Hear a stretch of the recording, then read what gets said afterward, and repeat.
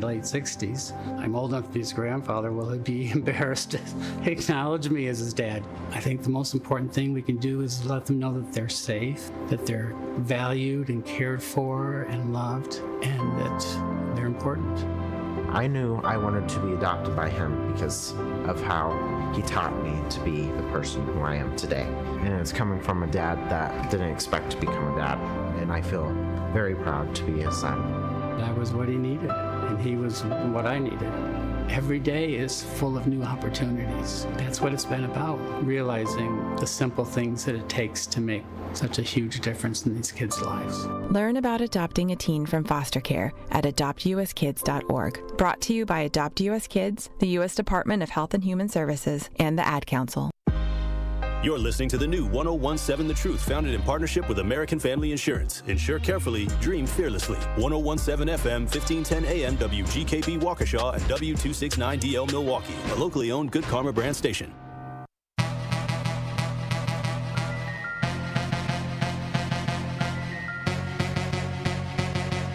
The place for the realest conversations. I appreciate United Garden Homes for stopping through with a check for $2,000. Yes. Some people came through anonymously. Yes. Dropped off money. The family has received those funds.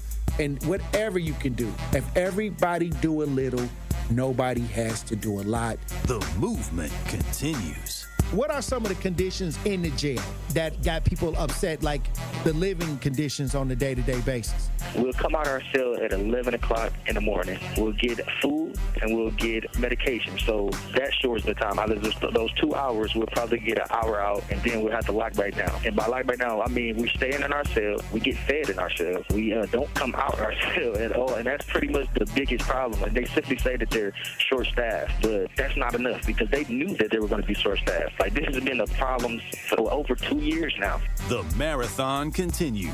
There's never been a better time to make change in the city of Milwaukee, starting with the youth. And we talked about the housing. Willie Hines, y'all boy Willie Hines, and they trying to change the leadership over there. We got our hands full, and it's not the time. But we got attorney B. Ivy Lamar on the lines right now, calling from the courthouse. How you doing, attorney B. Ivy Lamar? Hey, what's going on, Tori? I'm good, man. Happy to be here. Joining me on the line, Dr. Umar Johnson. How you doing, brother, Dr. Umar Johnson? Peace and Pan-Africanism, good brother Black Power, all my brothers and sisters in Milwaukee, Kenosha, Green Bay, Racine, and across the state of Wisconsin. Yo, peace, King. I'm going to stand with you and walk with you, brother. God bless you. Because I think it's an important thing, what you're doing, and you need to have the support of the community. Regardless if we live in these areas or not, it all affects us in one way or shape or form. It's time for that action and all the smoke.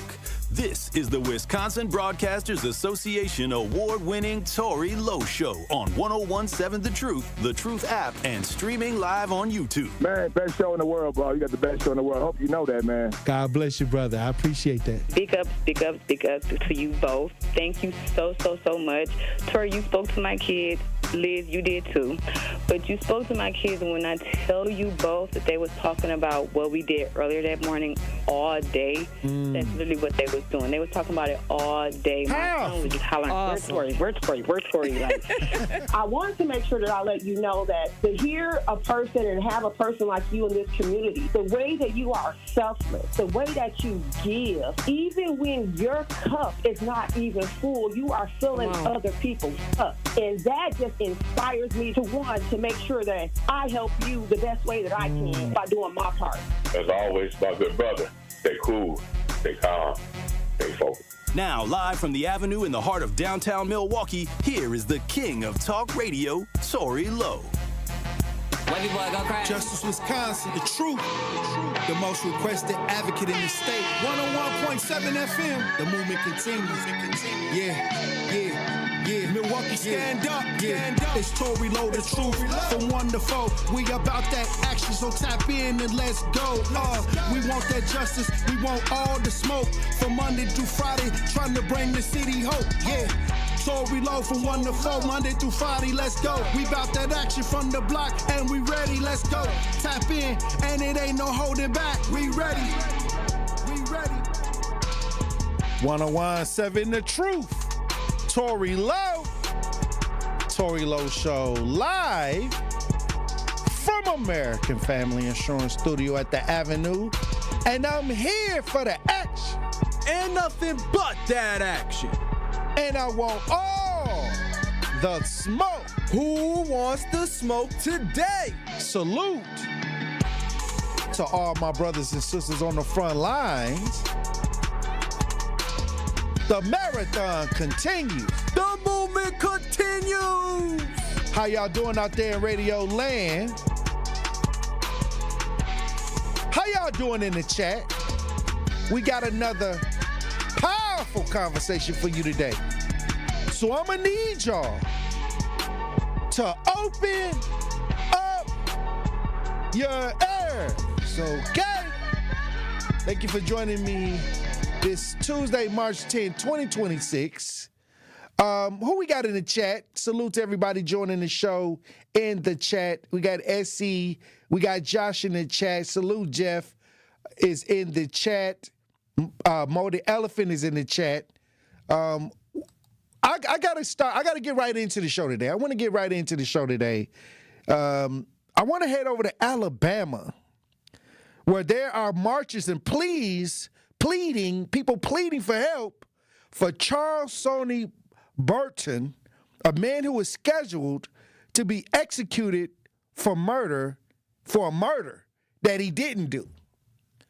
Now, we know that people, go to jail all the time for different reasons, get sentenced, but it's very few of those people where the family members are speaking on their behalf, saying that they didn't do it.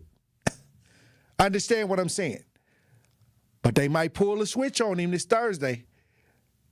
If you're watching as we broadcast live, we got audio and video on this. Let's listen.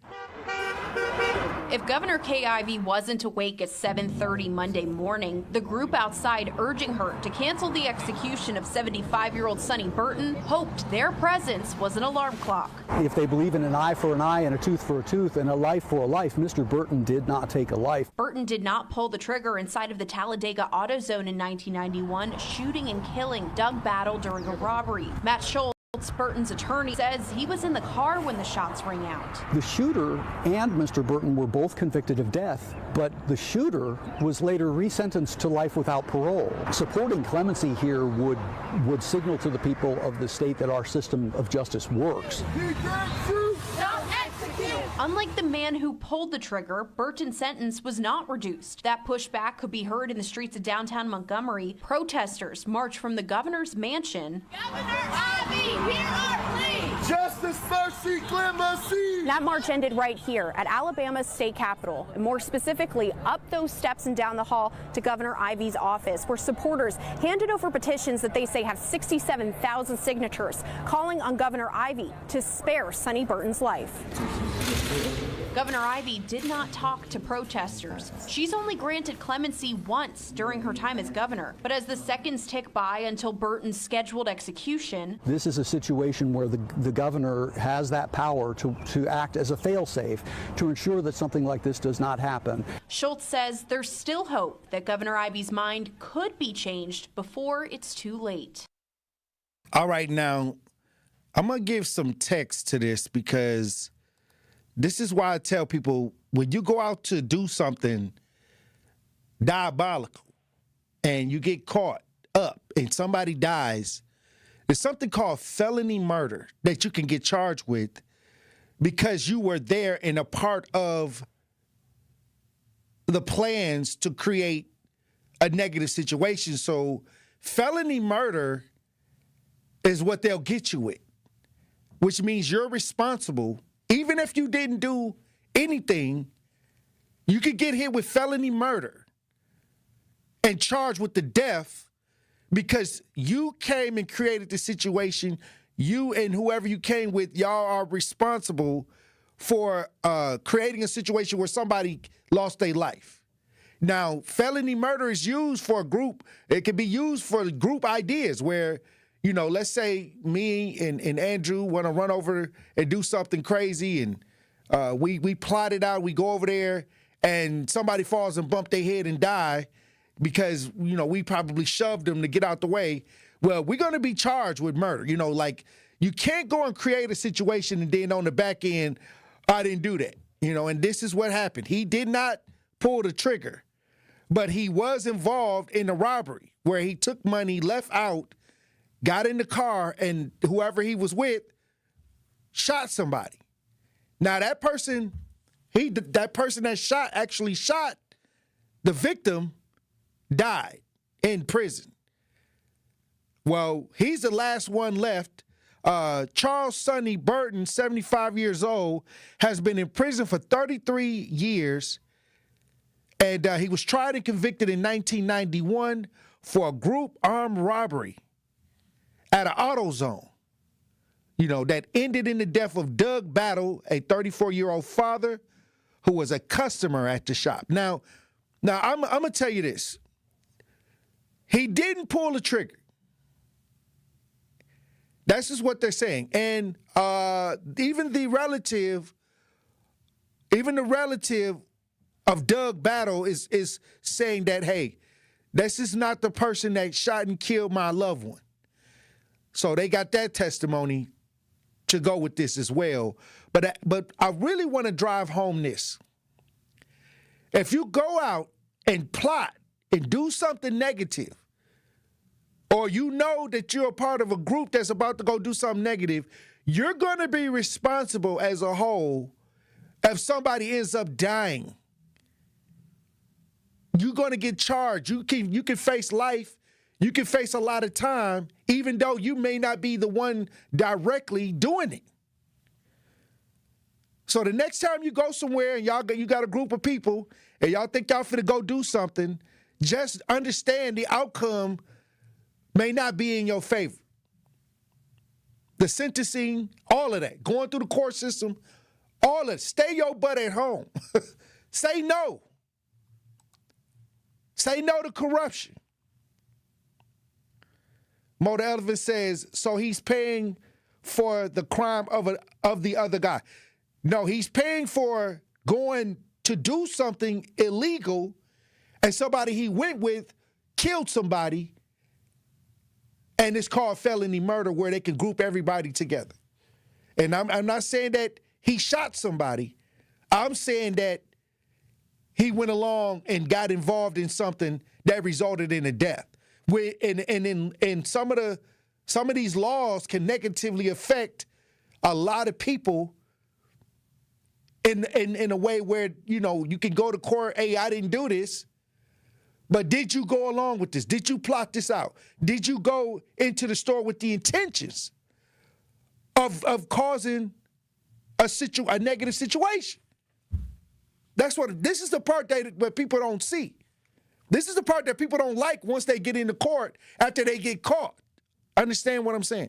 Now, should he be executed for killing somebody he didn't do? I don't think so. I think that he's already serving life. He's going to die in prison. I think that's what's going to happen. But what I'm saying is, at the same time, this is a message to the younger folks, to these people that's out here right now, impulsive, going to go meet somebody on the corner and fight out in the middle of the street, or going somewhere to do something negative with a group of people. If somebody lose their life, you could be tied into it. And you could be facing life in prison, and you're going to be saying the whole time, well, I didn't do it, but did you go along with it? Did you know that they were going over there to do this and that? Were you a part of that? Okay, well, now they're going to group you in, especially if you black. This felony murder charge definitely is affecting a lot of black communities, because they're going to rope everybody in, as many as they can. Understand what I'm saying? They use it all when they need it, when it's other races and stuff like that. But especially if you black, they're going to definitely get that free labor off you. They're going to definitely shove you in that system. They saying that the governor commuted the execution. Look that up. Pro Wings 80 said the governor commuted the execution. So now, do I believe that he should be executed? I don't think so. Especially if the family members is saying. that he shouldn't be. You know, the family member don't even want retribution like that. So, okay, so 30 minutes ago, before we came in here, that's what's up. While we was getting this show together, 30 minutes ago, let's see if we get some audio on that too when we get back. We're going to run the break when we get back. Let's see if we can get an update on the governor commuting the execution just 30 minutes before we got on the air. That's what I'm talking about. I mean, he don't need to die like that. I mean, he'll probably be in prison for his actions, but I didn't think that he needed to have the death penalty. But when we come back, we're going to see if we can get an update. 30 minutes ago, they said that the governor commuted the execution. Salute to Pro Wings in the chat for, keeping us update on something that happened before we even came in here. So we're going to try to see if we can get that when we get back. Hey, look, Truth Nation, when we come back, we'll have more conversation. Stay locked in. And that's Tory Lowe bringing you all the action and all the smoke. Join me every Friday at 11 a.m. for the Milwaukee Experience with Sherwin Hughes, presented by Visit Milwaukee. We're a city that knows how to celebrate, where the calendar is packed with festivals, the plates are piled high with flavor, and a lakefront sunrise sets the stage. Here in Milwaukee, every street leads to something worth savoring, a place that welcomes you with open arms and where joy is shared in bites, beats, and cheers. The Milwaukee Experience every Friday at 11 a.m. exclusively on The Truth with Sherwin Hughes, presented by Visit Milwaukee. Truth Nation is the best fan base in the country. Been listening to you guys for probably a month. It's some change now, and this is one of my favorite radio shows. And I'm 24, so I used to think talk shows was like an old head thing, and y'all got me hooked. Welcome to Truth Nation. We want you to tap into the talk and text line every show, every day at 833-212-1017. Milwaukee Black Talk, 1017 The Truth. As the White House threatens to take over state elections, restrict abortion nationwide, and take away our health care, the Wisconsin Supreme Court is the last line of defense for our rights. That's why the Supreme Court election on April 7th is so critical. The ACLU does not endorse or oppose candidates, but wants you to make an informed decision. When it comes to abortion rights, Maria Lazar supported overturning Roe v. Wade and is endorsed by groups that want to ban abortion. Chris Taylor voted against abortion bans and defended abortion rights while working with Planned Parenthood. And on the issue of voting rights in Wisconsin, Maria Lazar defended efforts to rig elections for one political party through extreme gerrymandering of congressional and legislative districts. Chris Taylor opposes rigging the system with extreme partisan gerrymandering. On April 7th, stand up for our rights. Paid for by American Civil Liberties Union, Incorporated.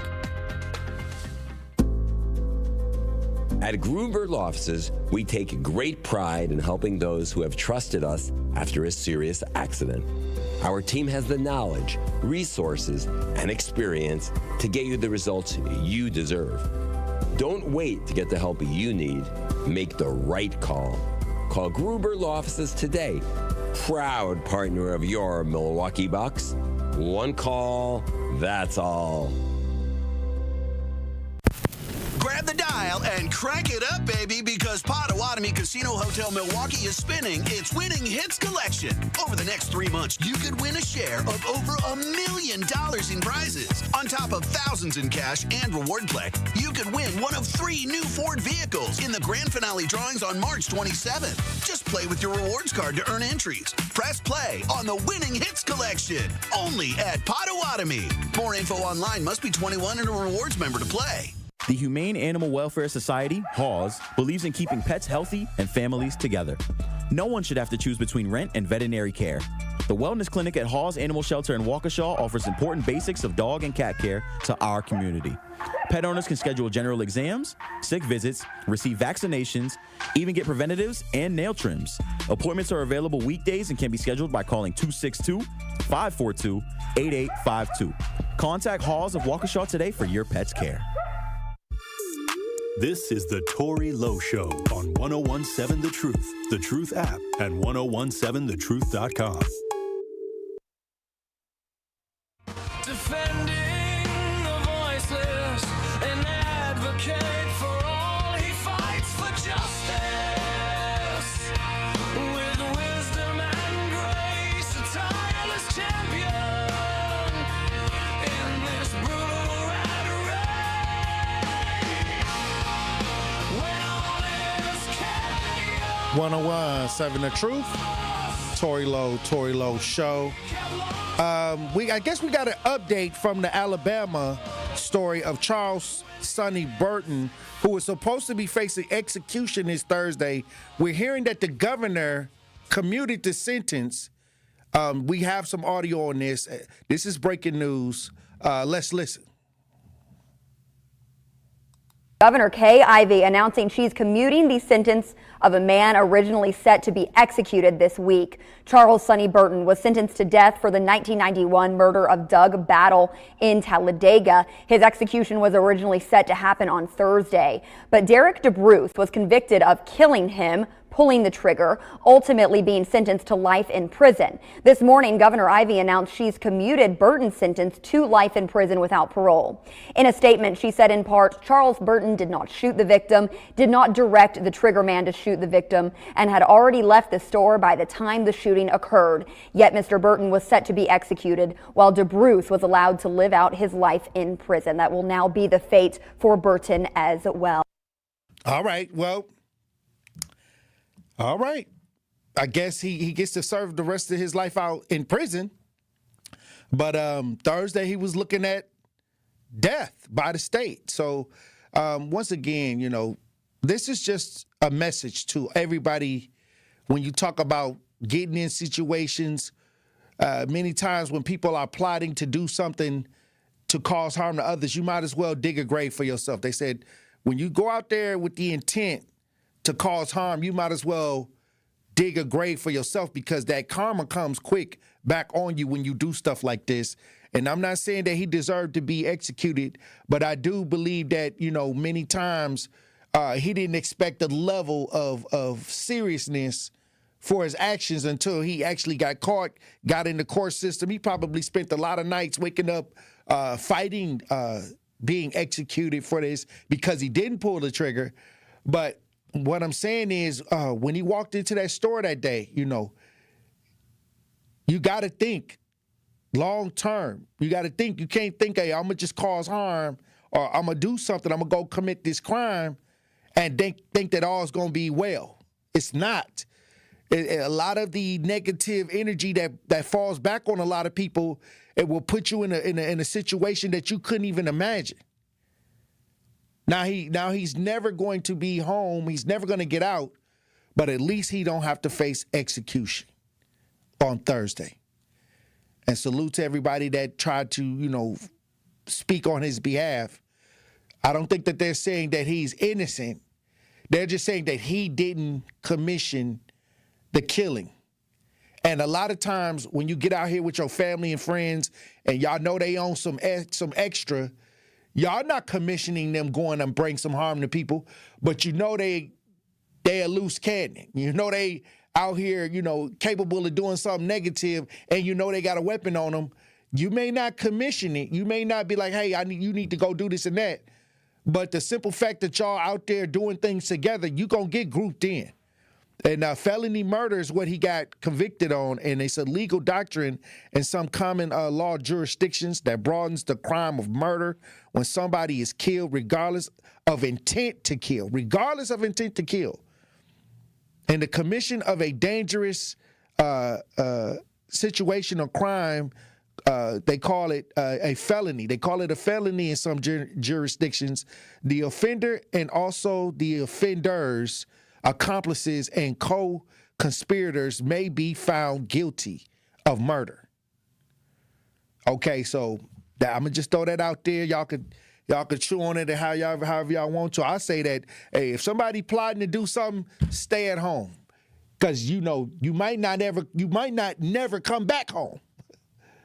Okay, all right. Well, you know, and this is where we got to really make sure that we get this information out there to the community, to these young people too. These young people, you know, they've shown these rap images, these music videos, these shows like Power. They watching these shows where they killing folks and then the next scene they making love. You know, after they didn't kill. No, you kill somebody, you might be You might be fighting for your life. Big Bubba might be trying to take you down. Bruh. I'm just saying, in the movies, it looked like they escaped. You know, they got a nice-looking chick. They got a bag full of money. That's a fantasy. That is a script. Somebody wrote that. That's not even real.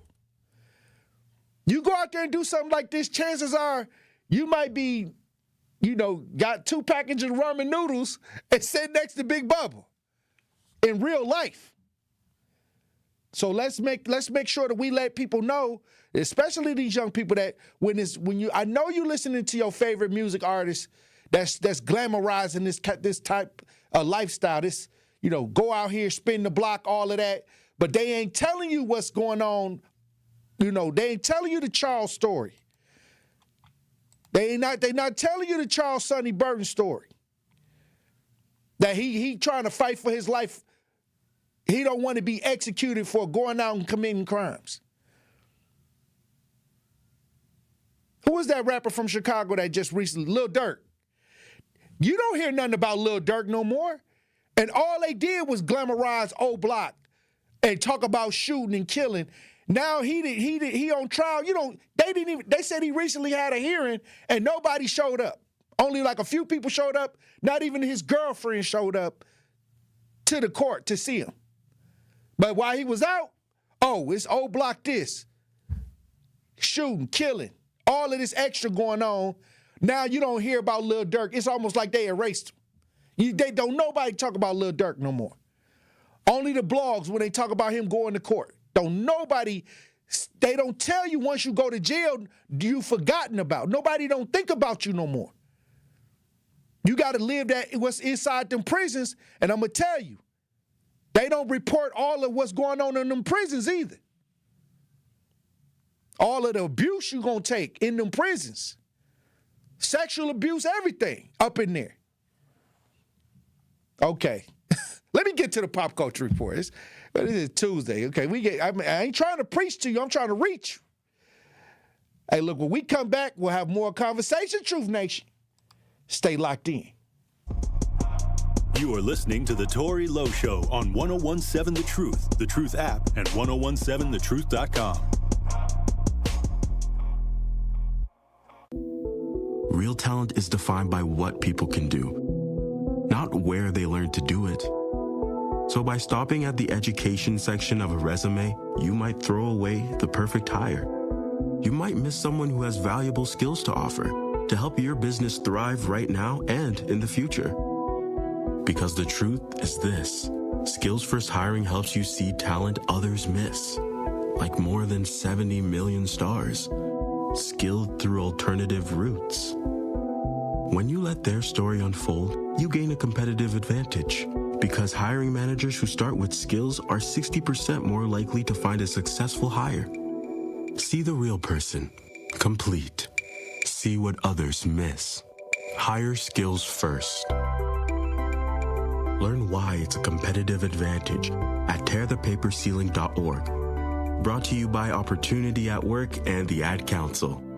70 million people in the U.S. have learning and thinking differences, like ADHD and dyslexia. Each has their own story. This is ours. At first, I thought it was just a phase. Then schoolwork became a struggle. Emotions got bigger, and my kids started falling behind. I felt alone, like I was lost in the dark trying to find answers. Then I learned about Understood.org, a nonprofit empowering parents and kids like us. It was like we had a light to show us the path ahead. Whenever new challenges came up, their guidance helped us figure out our next step. We still have tough days, but now we have direction. And I have the tools and resources I need to help my child thrive. No matter where you are on the path, Understood can help you keep moving forward. Visit understood.org/yourpath today. Many of our most important memories are made at school. But for children like Victoria, the classroom can be a place of fear and isolation. She wore a bandage over her cleft every day, too shy to speak, too afraid to smile. Everything changed after one life-transforming surgery made possible by Smile Train.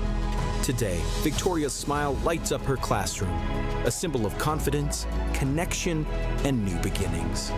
Due to stigma, children with untreated clefts often miss out on school entirely. But thanks to Smile Train, students like Victoria are stepping into the classroom, raising their hands, and finding their voice. Smile Train partners with local experts to support with free cleft surgeries and other comprehensive care, empowering children to thrive in school and in life. Let's help every child walk into the classroom with confidence. Visit smiletrain.org/learn.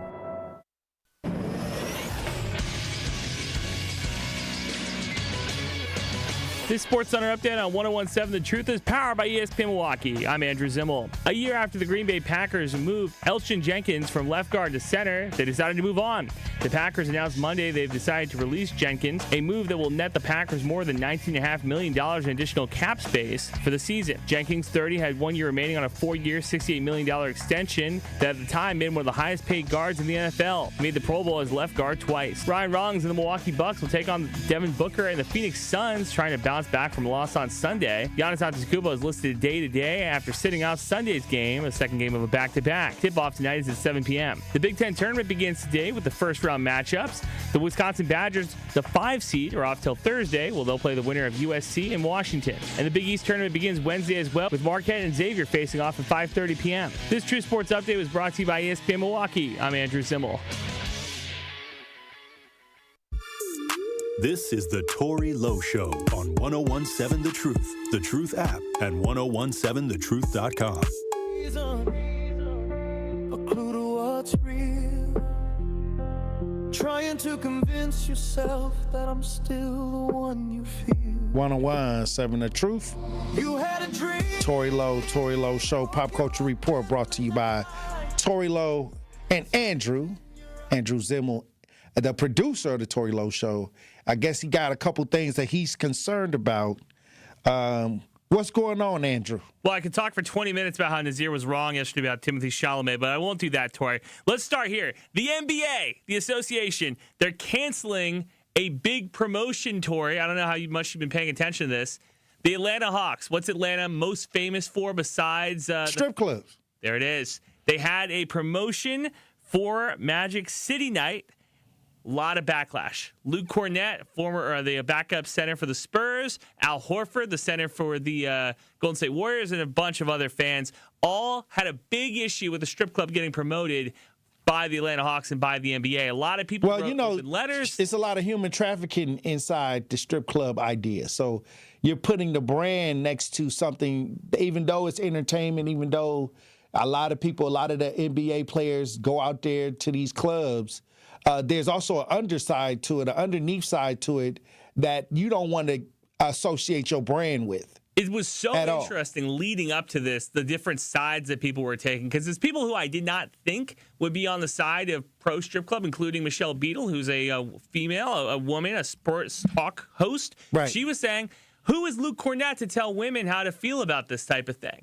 Well, the thing is, okay, but it's a lot of women that do go and they visit this lifestyle too. You know, a lot of business is handled at these clubs. Let's get that together, because they say if you want to do some real business, take people to one of those establishments, and it is more relaxed. It's not as tense, so people are more able to concentrate and talk business. Well, Lemon Pepper Lou Williams disagrees. He said that, hey, this should be a promotion. This is a staple of Atlanta. Like, when you think about Atlanta, you think about Magic City. I don't know how you feel about that. Well, I'll say this. You don't want to affiliate your brand with something like this. Like, if people want to go on their own, if people want to do it in their personal time, I think that's a personal decision. This is not a branding decision. I never liked when the Democrats, when they started pandering to the black community, that they use strippers, bring your booty to the polls and stuff like that. Like, you don't want to associate. It's a personal decision if you want to go and have some fun and some entertainment if you choose to, but you don't want this associated, because if somebody comes up raped or sexually assaulted, or then you get all these other things and your brand is associated with this, things happen like that. People get trafficked, sexual assaulted in these atmospheres, And like I said, it is a fun, entertaining when you look at the marketing of it. But at the end of the day, how much of the bottom half of this, where people are actually, affected in a negative way that we see. And I'm going to tell you right now, it's a lot of that going on too. So that's not a safe idea to market or market yourself with, unless you in the streets, unless you a club promoter.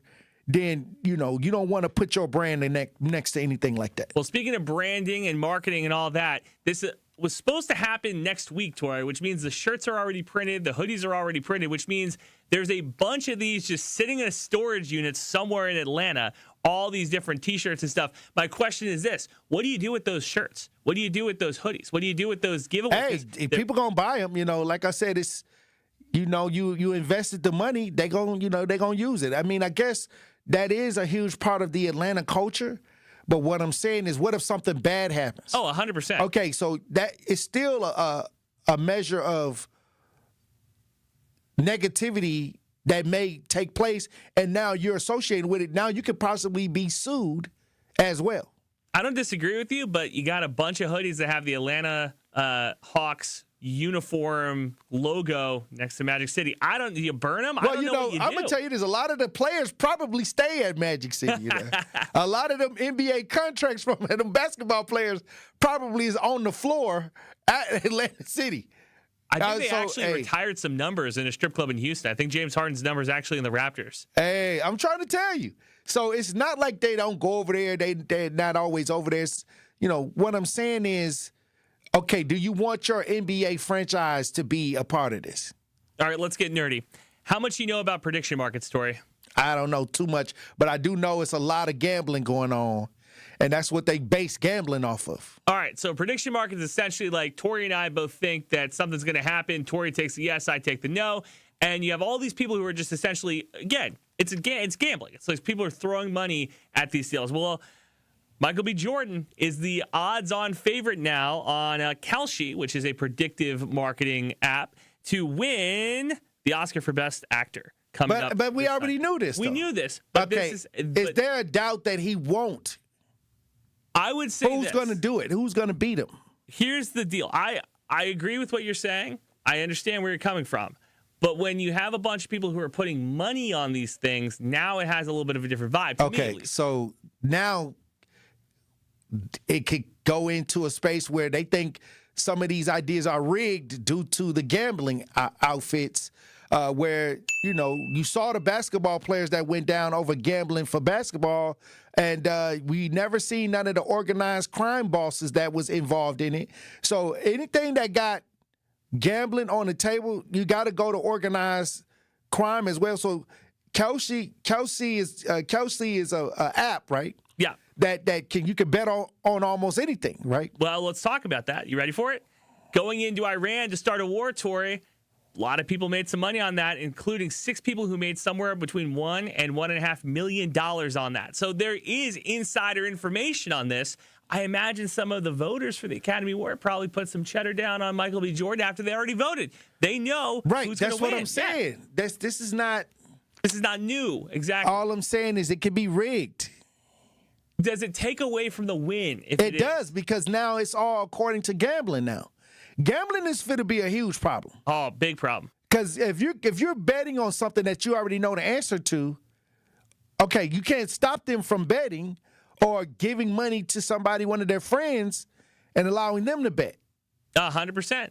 It's funny. There feels like there was a, let's call it a structure of society, Tori, and we just took down one of the legs of society. And for the years, for decades, we knew that gambling wasn't a good idea. All of a sudden, we started to relax it a little bit. Now we're going to figure out very, very quickly why gambling was illegal for as long as it was. Well, I'm going to say this. I might have to go on the app and put me some money down on Michael B. Jordan. Hey, come on. Hey, I might have to register to get because I think Michael B. Jordan going to take it. I agree with you. I think he's going to take it as well. Or they may be setting everybody up. A rope-a-dope? Yeah. So, hey, let's inflate Michael B. Jordan right now. He's, a good catch. Sinners was a great but we're going to give it to the guy that Nazir was talking about. Timothée Chalamet. Yeah, Chalamet. Anti-ballet. I'm just saying it. Right now, if they inflate it, Yeah. The backdoor option would be Charlemagne because nobody thinks he's going to win it after he made those comments on the opera and the ballet and all of that. So right now, oh, look at this. Michael B. Jordan going to win it. Everybody put their money on Michael B. Jordan. Boom. Here's the thing I'm finna make my bank on the other guy. Here's the thing about these prediction markets too, Tori. The people who are using these apps, not really in my age group, not really in your age group. It's a lot of young people who are doing this, to the point that there was a report that came out late last year that said that gambling debt actually might surpass student loan debt for the biggest problem for Gen Z. Can you believe that? People are gambling so much. Student loan debt. Think about this. There's people who are accumulating so much gambling debt that it's going to surpass the student loan debt crisis. All right, what I'm saying is, okay, you're gambling. Don't they shut you off? Like, because you owe money, they don't shut you off. They don't say, okay, until you pay me this $500, you can't bet. If you put it into the account on your credit card, you might be okay. Oh, wow. Like, isn't that crazy to think about? I'm telling you, Tori, when we come to these, like, big societal issues, gambling hasn't really come to the forefront, but we on the show, you've been pointing it out. Like, this is something we got to talk about. Well, like I said, when you talk about gambling, my grandma told me to not gamble. I think Granddaddy had went out there and gambled his check, and the lights went out, and we was sitting in the dark for a second, and Grandma looked at me and was like, don't gamble. Formative lesson for you, and for sure. I remember that we were sitting in the great-grandma's house, and the lights was out. And the one thing that she whispered to me is like, don't ever gamble. Granddaddy then went out and blew his check on a game of dice. Not dice. Hey, he was rolling dice. Yeah, that was a game, rolling dice. I've been seeing videos how people can like cheat at dice. They like drill a hole, make it like a little heavier on one side and stuff. Mm-hmm. Anyway, I'm not going to do that. Probably shouldn't. Loaded dice. Load the dice up. Yes, sir. Now, the same app predicted the winner last year, Tori. Does that give you any more thing? You feel like Michael B. Jordan's going to run away with this? I thought that Michael B. Jordan was going to win before all of this. So, especially after the Tourette situation, I said this before. I think Michael B. Jordan deserves it. I think that there was no better actor in a movie other than Sinners of Michael B. Jordan playing two characters simultaneously. I mean, that was an amazing acting job. And like I said, Michael B. Jordan, if he comes up for anything, he should take it hands down. I off of Sinners, off of the movie Sinners. Feeling good. Feeling really good about him. Not Creed. But Creed's Sinners too, though. No, Sinners was the one. Yeah, but you didn't like Creed? I like Creed, but I don't think it was Oscar award winning like that. Okay. But I do think Sinners was hands down. Well, look, when we come back, we'll have more Pop Culture Report, Truth Nation. Stay locked in. You are listening to The Tori Lowe Show on 1017 The Truth app, and 1017thetruth.com.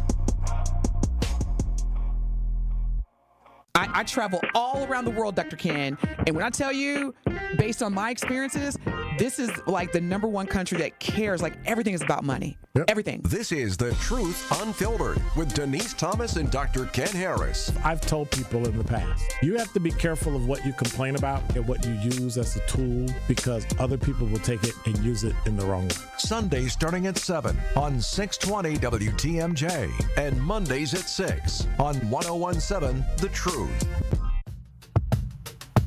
Hi, this is Sherwin Hughes from 1017 The Truth, and I want to talk to you about something bigger than just buying a house. I'm talking about building a legacy. Owning a home isn't just about 4 walls and a roof. It's about giving your kids a place where memories are made, where birthdays are celebrated, and where they always belong. It's about planting roots, knowing your neighbors, waving from the porch, and being a part of a community that feels like family. If you've been renting and wondering if home ownership is even possible, Axe Housing is here to work with you. An Axe Housing coach will help you create a plan, a budget, and move step by step toward owning a place you can truly call your own. They've already helped over 4,000 families become homeowners, and many are paying less than they were paying for rent. Don't let where you are today stop your family's tomorrow. Start your journey at axehousing.org. That is ACTShousing.org. Your legacy begins at home. Life's better with American Family Insurance because we know you love working weekends. If it means working on your dream home, both inside and out. And we're here to help protect those dreams so you can enjoy peace of mind. Save up to 40% when you bundle home and auto. American Family Insurance. Get a quote and find an agent at amfam.com. Products, pricing, and availability vary based on the way you purchase insurance and by state. Some exclusions apply. American Family Mutual Insurance Company, SI, and its operating companies, 6000 American Parkway, Madison, Wisconsin. You served behind the desk. You served in combat. You did 4 years and got out. You were drafted. You gave 20 years. You gave exactly what your country needed. And so did you. When you raised your hand and swore an oath to your country, when you put your name on a dotted line, you became part of only 1% of Americans who did the same. You are a veteran. You are a veteran. You are a veteran. Because no matter when, where, or how you served, you made a sacrifice for your country, and you deserve support. If you're struggling with life after service, don't wait. Reach out. Reach out to a loved one, to a fellow veteran, to VA. Find resources at va.gov/reach.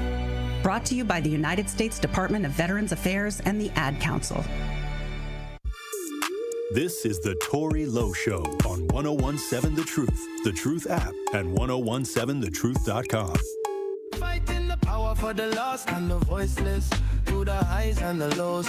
Advocate Tori Lowe.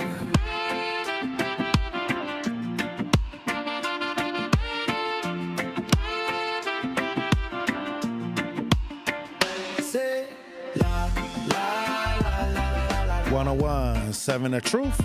Tori Lowe Show, Pop Culture Report, brought to you by Tori Lowe and Andrew in studio. Andrew, something is going on with Dwight Howard and his, I guess his ex-wife, or I don't know if they're exes or if they're completely divorced, but she was recently in an emotional video on Instagram talking about the issues with Dwight Howard. Now, I see a lot of people run into these live streams lately when they're having issues.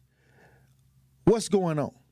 All right, Tori. Well, it's official. They are divorced now, and it comes after this video that we're about to play here. So this video is from Dwight Howard's now former wife. Amy Howard is what her name is. She goes by Amy Lucinia on social media. She shared this video on Instagram talking about the issues that her and Dwight Howard were having. And you're going to hear some claims in this video, Tori, that aren't super great. So let's play it.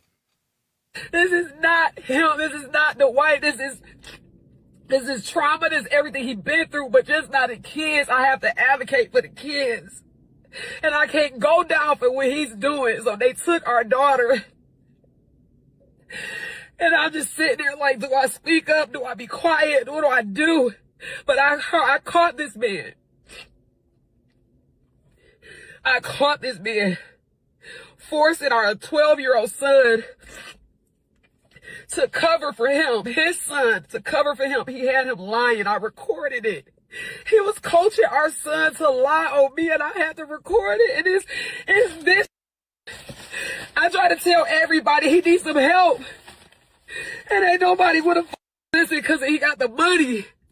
I kept saying, whatever, y'all don't understand. I live with him. So she's claiming that video. Oh, wow. The video on there. She's sound like an emotional breakdown to me. Yeah, the video that the bag she held up allegedly was white substance. Many people are assuming it was cocaine. Right. So she's claiming that Dwight Howard was on cocaine. She's claiming that they don't share any children together. She's claiming that Dwight Howard essentially coached up their stepson to lie to police on the now ex-wife about some of quote unquote abuse that she was doing. It's crazy, man. And well, I'll say this, because I remember when he first presented her as his wife after all of the controversy he had with his sexuality. He had a lot of controversy before he introduced this woman as his wife. She loved him, she loved his dirty draws. She came out, how she loved him. And now on the back end, we seeing that now she's crying on the internet saying that she was basically set up by Dwight Howard and her son. And so I heard CPS got involved in this. CPS has been there, quote, 3 times in less than 3 months, she says. What about? We don't know. She didn't disclaim it or disclose what it was. But she sold drugs. Yes, she did. Yeah. A lot of drug use, I guess. Claims that Dwight Howard is addicted to cocaine. Yeah, not great. Is she addicted to cocaine? I don't know, but... Was she using it as well? I don't know. Like I said, this is personal. A lot of this may be worked out in courts. But what I'm saying is, here we go. Like, one of these messy celebrity breakups where at first they was showing videos of them going to the gym together, working out. She was just bragging about how good he was and how much of a good man he was. And now she's reversing the story, saying that he's a bad man. 14 months of marriage down the toilet story. So you're right about figuring out a lot of this stuff in court, because they will be going to court. They will be having to figure out how to split up these assets, I think. Josh in the chat says, y'all should show his other baby mamas. Royce Reed, she came out and really exposed them both. Amy thought she was special and turned out the same way. Diabolical. She looks like she's definitely hits the snow with him. This is not really a city girl. Like I said, this is why you can't measure your ideas or goals by celebrity goals. Because everything that celebrities do is marketed to us. They're going to market the side that, they want you to see. But as soon as the divorce come, all this stuff in there that was going on the whole time. Understand what I'm saying? So I don't look at celebrities like that no more. Just sing, shoot the basketball, do whatever you're doing, and after that, I don't deal with celebrities in a way where they influence my ideas, because it's all marketed to try to get an advantage because they're celebrities. Everything we see from celebrities is not real. No, I think it's all fugazi at this point. It's all made up. It's all sparkles and sunshine, Tori. It doesn't exist. So I tell people, if you're looking at celebrities for advice and goals and all this extra stuff, you may be a bot. Because now when you see the real, when they get into the divorce, when they get into divorce court, when they get into these lawsuits, now it's just horrible on the back end. A lot of people wanted to be like Diddy and Cassie. They was looking at them on the red carpet. They was looking at the glitz. They was looking at the glamour. They was looking at the red carpet settings. And then all of a sudden, she says that, look how she was treated the whole time while we was watching it. The thing to me, too, about now Dwight Howard, this is his 3rd marriage that's kind of had to become annulled, that did not work out. And if you were going at any point thinking to yourself, I'm trying to be like Dwight Howard, I don't know, man. Well, it was one time where Dwight Howard was almost the face of the league at one point. In 2009, yeah, he almost won the MVP. I'm just saying. So what I'm saying is Charles Barkley was trying to let everybody know, I'm not your role model, and people got mad. He was trying to tell you, hey, look, this is not real. The parents need to be the role models. These basketball players is not what y'all think they is, you know what I mean? So he was right. And a lot of people gave Charles Barkley backlash from this, but he was trying to tell us. He was ahead of his time. Yeah, he was way ahead of his time. I still, don't like Charles Barkley, but I know that he was trying to tell the truth. You don't like Charles? No, I don't like Charles Barkley. I don't like none of them like that. I mean, I would just watch the game just to see what's going on. Coming from San Antonio, he's been very disrespectful to our women, Tori. Hey, look, let me tell you something. When I look at entertainers now, it's just to see what they entertaining me. Entertain me, and then after that, once I shut it off, that's it.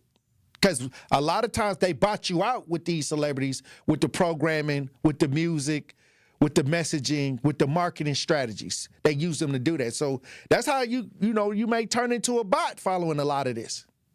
Well, speaking of music, let's talk 50 Cent, because we have another chapter in the ever long growing beef with 50 Cent. So 50 Cent says he's not responding to any rappers that can't make a hit record. This comes after Papoose released a song calling out 50 Cent by name on a Monday night. Yeah, that when he was riding around in the car rapping. Yeah, can't play any of it because of there's a lot of swear words in it. FCC violation. Well, I don't think that. I don't think 50's wrong. To say what he said. Pat Poose has never made a hit record. He made songs that I heard, but I can't name like 4 Pat Poose records, or not even 3.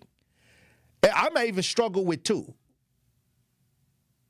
I might struggle with 2.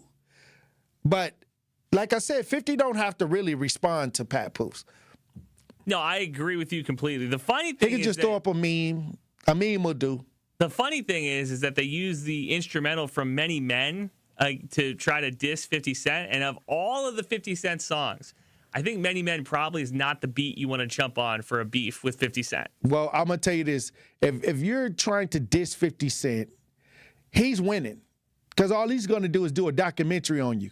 That's it. Like, he's just going to produce something that he can make money off of with Netflix. They even saying that he's working on a documentary on T.I. and Tiny on the victims that a while back said that they had issues with T.I. and Tiny through sexual abuse, but those cases got dropped. I'm going to be honest with you. If they came to Netflix with a Pat Poose documentary, I don't even know if No, it'll go because you got Clarissa Shields in that. You got Remy Ma. You got a lot of elements to Pat Poose. Pat Poose was relationship goals. Once Remy, hold on, at one point, Pat Poose was relationship goals, him and Remy. So a lot of people was following them around because their love story. They was marketing that love story by him waiting for her to get out of jail. Now we're hearing that as soon as she got out, she cheated on him, and there was a lot of stuff going on underneath. But at the time, it was relationship goals. Final story for you, Tori, because we got to go. Kai Cenat, the streamer, he has a, quote, wall of hate where he takes all the comments from the critics about him, puts them up on a wall. Good or bad idea? That depends on if you're listening to critics. You got to have thick skin. Now, some people are motivated by critics. Critics sometimes can fuel your fire. If they're saying something that's striking a nerve, and it could be true, but you see, only time I think critics strike a nerve is where their criticism could be close to the truth. And then, I gotta overcome that criticism. Other than that, if it's nowhere near the truth, I don't feel like a critic can really do anything but be a critic. I'm going to be honest with you. Unless you're a professional athlete, I don't really care if you're taking bulletin board material and putting on a physical bulletin board. Well, Kai Cenat came up out of nowhere through streaming, and he took over the world. So I don't see why he's listening to anybody. He has to mature, to me. Hey, look, when we come back, we going to open up the lines, Truth Nation. Stay locked in. Get the beat of the Bucks straight from a fan favorite and Bucks legend. Welcome to the fantastic voyage. Marcus Johnson, the captain of this vessel. Tap into Here District with Marcus Johnson, a Bucks Plus audio production. My first mate, Chris Johnson, the only father and son tandem. Your weekly pulse on the Milwaukee Bucks and conversations with the biggest names in basketball. This week on the pod, Marcus and Chris talk to former NBA guard Rashad McCants. Find Here District now on Bucks.com/plus, the Bucks app, or wherever you get your podcast. Milwaukee Black Talk. You don't want to be there. You don't like the work. You don't like the people. Now, there are some differences. The only difference is modern American slavery and capitalism versus 19th century. We were dramatically more primitive back then.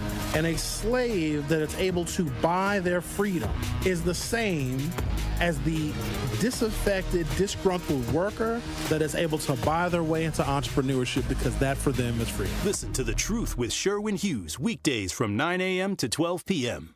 When I was diagnosed with Hodgkin lymphoma, I had so many questions. I didn't even know that it was cancer. Now I do. It is cancer. Blood cancer. It's actually one of more than 100 different types, and they're all treated differently. Now, unlike some other forms of cancer, usually there's no tumor. You can't screen for it to prevent it, and the symptoms can look like other things, so it could be hard to diagnose. I had a fever for weeks. I was so tired all the time. I didn't feel like eating or doing anything else for that matter. And I know that this can feel scary. But if you know what to look out for, you'll know what to tell your doctor. And you'll feel more empowered to take the next steps. Like getting in touch with the people who know the ins and outs and can help with everything blood cancer related. Blood Cancer United. They work one-on-one with each person who reaches out to answer questions and offer resources. Blood Cancer United was there for me, and they can be there for you. Go to bloodcancerunited.org to learn more. I take care of the kids, and I take care of my dad. I take care of things at work. The groceries, the cleanups, the meltdowns, the doctor's visits, the family events, mealtimes, bedtimes. I take care of all the things everyone else needs. But I haven't made time to take care of what I need. Family caregivers are often overloaded. It can feel overwhelming and exhausting. It's no surprise that millions of caregivers experience symptoms of anxiety and depression every year. But help is available, because there may only be one you, but you don't have to do it alone. Head to mentalhealthcareworks.org. That's mentalhealthcareworks.org to learn how to get the support you deserve, because mental health care works when you make the call. If you're experiencing a mental health crisis or thoughts of suicide, dial 988, a message from the American Psychiatric Association Foundation. You're listening to the new 1017 The Truth, founded in partnership with Associated Bank. Your money works here. 1017 FM, 1510 AM, WGKB Waukesha, and W269DL Milwaukee. A locally owned Good Karma brand station. Justice, Wisconsin, the truth. The most requested advocate in the state. 101.7 FM. The movement continues. Yeah. Milwaukee, stand up. It's Tory Low, the truth. From 1 to 4. We about that action, so tap in and let's go. We want that justice. We want all the smoke. From Monday through Friday, trying to bring the city hope. Yeah. Tory Low from 1 to 4, Monday through Friday, let's go. We bout that action from the block, and we ready, let's go. Tap in, and it ain't no holding back. We ready. 1017 The Truth. Tory Low Show, live from American Family Insurance Studio at the Avenue. The movement continues. The marathon continues right here on 1017 The Truth. Thank you for joining me for the second hour of the show today. And we got some follow-up stories that we got to kind of touch back up on, because I said that I was going to make sure that we kept everybody up to date on a few stories. But before we get to those stories, I want to go to Detroit, where a hairdresser allegedly pulled a gun out on a Detroit woman over payment. Now, this hairdresser was at her house, and this is why a lot of people argue that when people have these businesses at their homes, a lot of times it's a threat to the person that's working out of their homes, because somebody can come over there and try to set them up, or it allows the person that's working out of their home to have the advantage on the customer if something goes wrong. But this is a whole messy situation where a woman took her daughter to a hairdresser's house in Detroit, and she pulled out the AK-47 on her for payment. If you're watching this, we broadcast live. We got video of this. Let's listen. The scissors in her hand. She already had the scissors in her hand. She says, if you're not gonna pay me,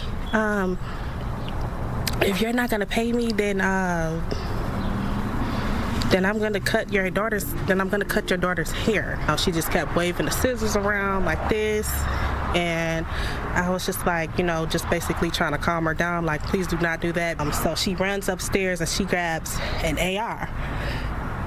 So I I didn't know that's what she was going up there to grab. So she went upstairs to grab the AR. She's like, you're not leaving out of here until you run me my money. So I did just that, and she's still going on and on about it. I want more money. So I'm just like, here, just take it. I gave her basically everything that I had. Big gun, hoe! Yep. Big gun! Big gun!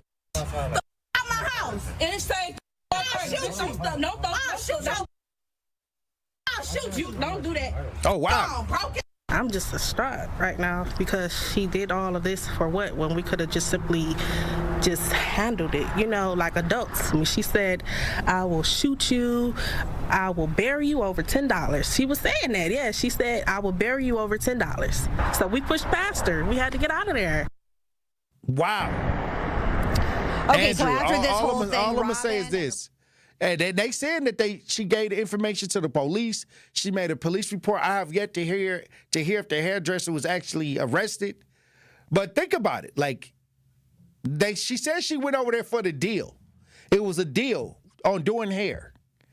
She got there and she asked for more money. Then started waving scissors around, saying, if you don't pay me what I'm telling you to pay me, I'm going to cut your daughter's hair with the scissors.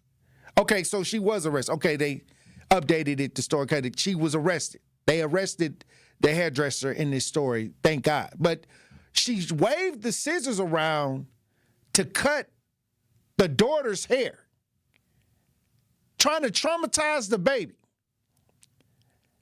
And then went upstairs. Now, I don't know why the mother sat downstairs while she went upstairs. I guess she said she didn't know she was going to get an AR-15, a rifle, a assault rifle. But when she came back downstairs, she was waving a gun and took the rest of her money that she had.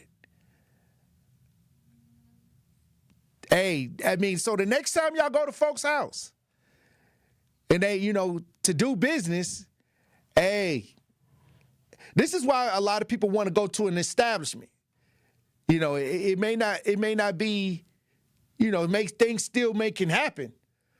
But if you're in somebody's house, I'm not going to nobody's house to do nothing. I'm not advising that unless it's a family member or somebody we know. But hey, that's a crazy story right there coming out of Detroit. Also, I was just talking about the teacher that got killed in Georgia because they did a prank. They toilet papered his house.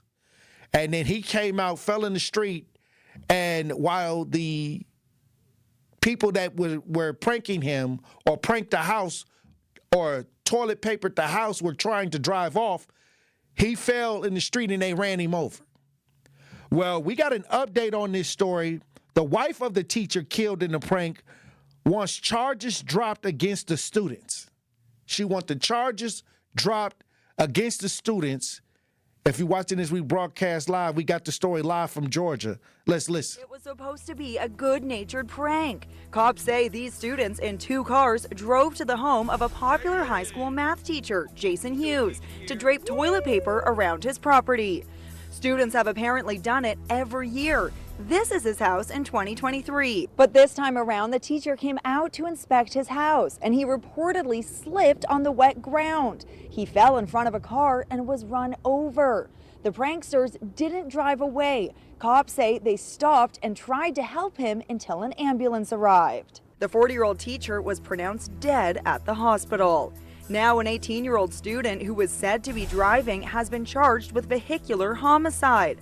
4 other students who were allegedly at the scene face lesser charges of criminal trespass and littering. But in a turn that may surprise people, the dead man's wife says she supports getting the charges dropped for all involved. She says her husband and the students involved loved one another. Laura Hughes, who also teaches math at the high school outside Atlanta, says her husband was not going to confront the students, but was excited and waiting to catch them in the act. It ended in tragedy. Oh, wow. So he was excited about, this is a high school thing. And his wife said he was excited. He was trying to catch him in the act. he ran outside and somehow fell in the street. And while the kids were trying to get away or, move, trying to, not allow him to catch them, he got ran over. And now the wife is asking that all charges be dropped because they loved each other. What do you think about this, Andrew? I think that the wife is pretty good on here. She's also a math teacher at the school, Tori, so she knows these kids pretty well as well. I do think that the school is going to do something here, and I do think the DA's office is going to do something here because they're probably going to try to want to make a complete end to any senior pranks. So misdemeanors on some of those kids probably are going to stick to me. Wow. Like, once again, when I was leaving the show, Dr. Ken, he was listening to the show, and he said, hey, Tori, because I said, how come they didn't see him come out? And if he runs out into the street, maybe did he run in front of the car? Or did he, how did he get out into the street? They was trying to drive off. Whatever happened, Dr. Ken said, hey, look, it could happen. Somebody can run out while they run out into the street. They can fall down. But once you already accelerating on the gas, you can't, maybe it was too late. That's what he said. I said, oh, wow. It could have happened. We weren't there. But in all the excitement, I've seen chaos where people, get bumped or pushed over or knocked down. But in the case where you're driving a vehicle, he got ran over. But it goes back to what we started the show with, Tori, where if you're doing something that you shouldn't be doing, right, even if it is a prank. That's what I said. Like, once you go out but this was, high school pranks happen all the time. I remember they toilet papered when I was in high school. I think that's a general idea for every high school is to go toilet paper something. I mean, the one prank that's universal is toilet paper in somebody's house. That's a fair point. Where did that come from? A TV movie or some kind of high school movie? Toilet paper in homes. Forever, yeah, that's what I'm saying. So I think that all seniors, well, not every senior, I mean, because some people will always take some things I say literally and say, oh, not everybody. No, I'm talking about the prank of toilet papering is kind of universal at this point. Yes. And I do think that this Atlanta school probably is going to end that tradition. Or there may be some, after this, if you choose to do a prank and something happens, they may have consequences. I just feel so bad for these kids involved too, Tori, because like the wife said, like they love this teacher. Right. And their lives are changed forever now. She said while they was doing this, the teacher was excited because he wanted to go out there and catch him. Never came back in the house. Awful. Oh, wow. Well, also, I want to, I don't know if this is related. Jeff, let me know. Jeff in the chat said that his loved one was involved in a car hit and run or a reckless driving situation off of 48th. And we have a story, and Jeff, let me know if this is your loved one. In the chat, Jeff, let me know if this is your loved one. Milwaukee family mourns Henry Goodlow, killed in pedestrian crash on West Burleigh Street. I don't know if that's related, but we have a situation where a family is mourning a pedestrian crash on West Burleigh Street. When we come back from break, we're going to look at this story. Also, we have another story that we want to talk about. A former Missouri House Speaker sentenced to prison for COVID fraud, stealing the money. Truth Nation, stay locked in. You are listening to The Tori Lowe Show on 1017 The Truth app, and 1017thetruth.com. Truth Nation is the best fan base in the country. Been listening to you guys for probably a month. It's some change now, and this is one of my favorite radio shows. And I'm 24, so like I used to think talk shows was like an old head thing, and y'all got me hooked. Welcome to Truth Nation. We want you to tap into the talk and text line every show, every day at 833-212-1017. Milwaukee Black Talk, 1017 The Truth. Hi, this is Sherwin Hughes from 1017 The Truth, and I want to talk to you about something bigger than just buying a house. I'm talking about building a legacy. Owning a home isn't just about four walls and a roof. It's about giving your kids a place where memories are made, where birthdays are celebrated, and where they always belong. It's about planting roots, knowing your neighbors, waving from the porch, and being a part of a community that feels like family. If you've been renting and wondering if home ownership is even possible, Axe Housing is here to work with you. An Axe Housing coach will help you create a plan, a budget, and move step by step toward owning a place you can truly call your own. They've already helped over 4,000 families become homeowners, and many are paying less than they were paying for rent. Don't let where you are today stop your families tomorrow. Start your journey at axehousing.org. That is ACTShousing.org. Your legacy begins at home. Our children deserve a real chance to make it in life, and a good education is a passport to opportunity. At City Ford Collective, we're working to make sure there's a great Milwaukee school for every Milwaukee family, because more good options lead to better outcomes. And who doesn't want that? Together, we can give every child the foundation they need to thrive, and a stronger future for kids means a stronger future for Milwaukee. To learn more about our mission, visit us at cityfordcollective.org. That's cityfordcollective.org. Injured? Call Gruber Law Offices today.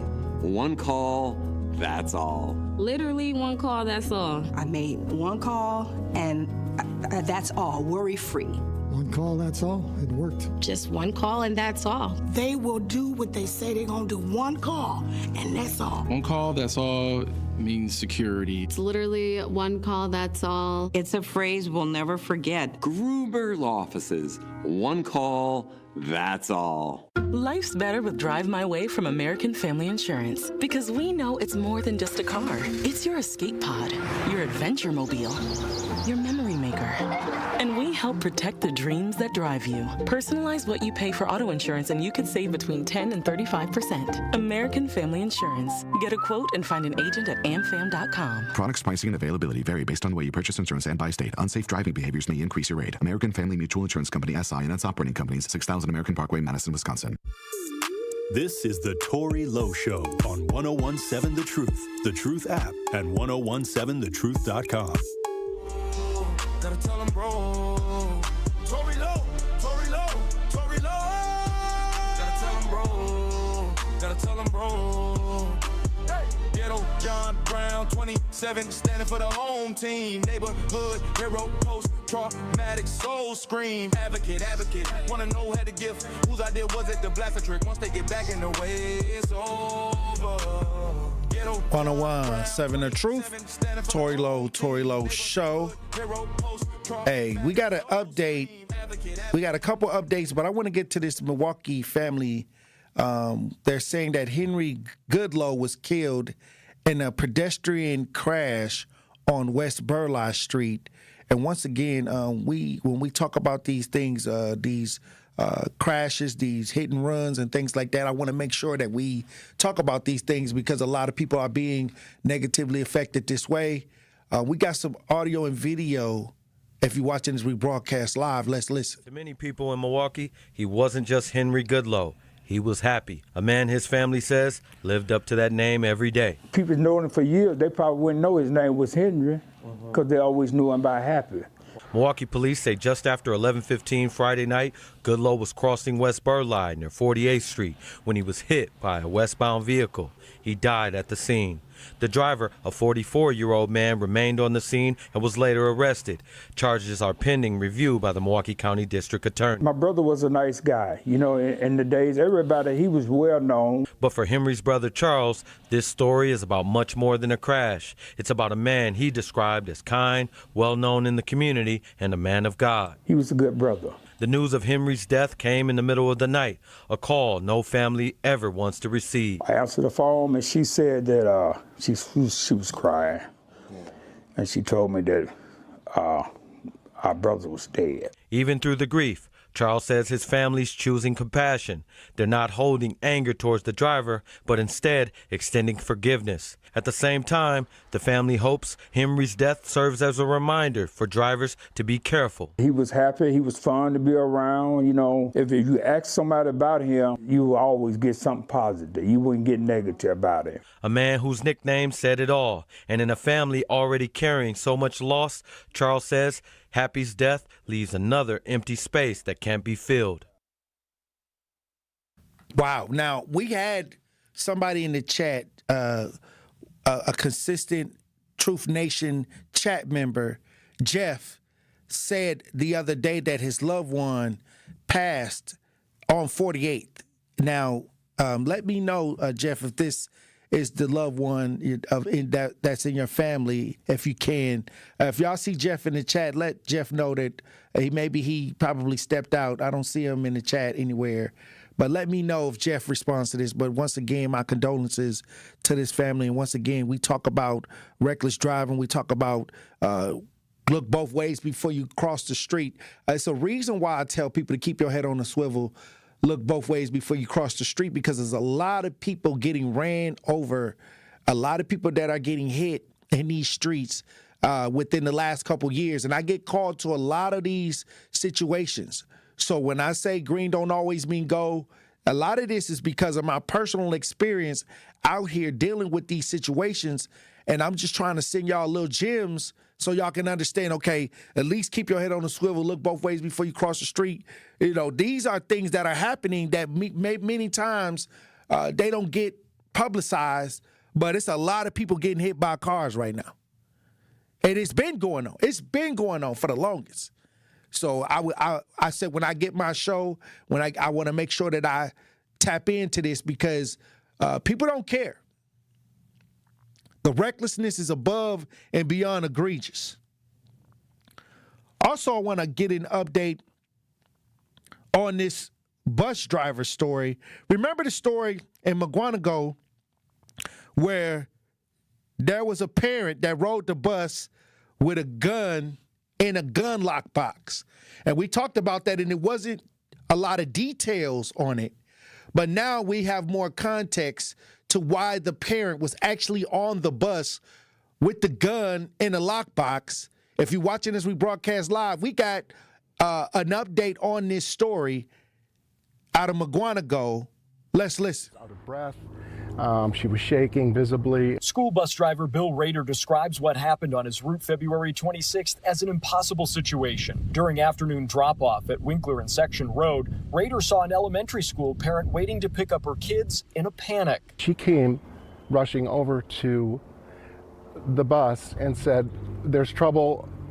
I need to leave the kids on the bus." I'm like, what? The mother was worried her ex, who was at the bus stop with her, was going to hurt her and her two children. She told Rader the man had a weapon. I had a whole bus full of kids.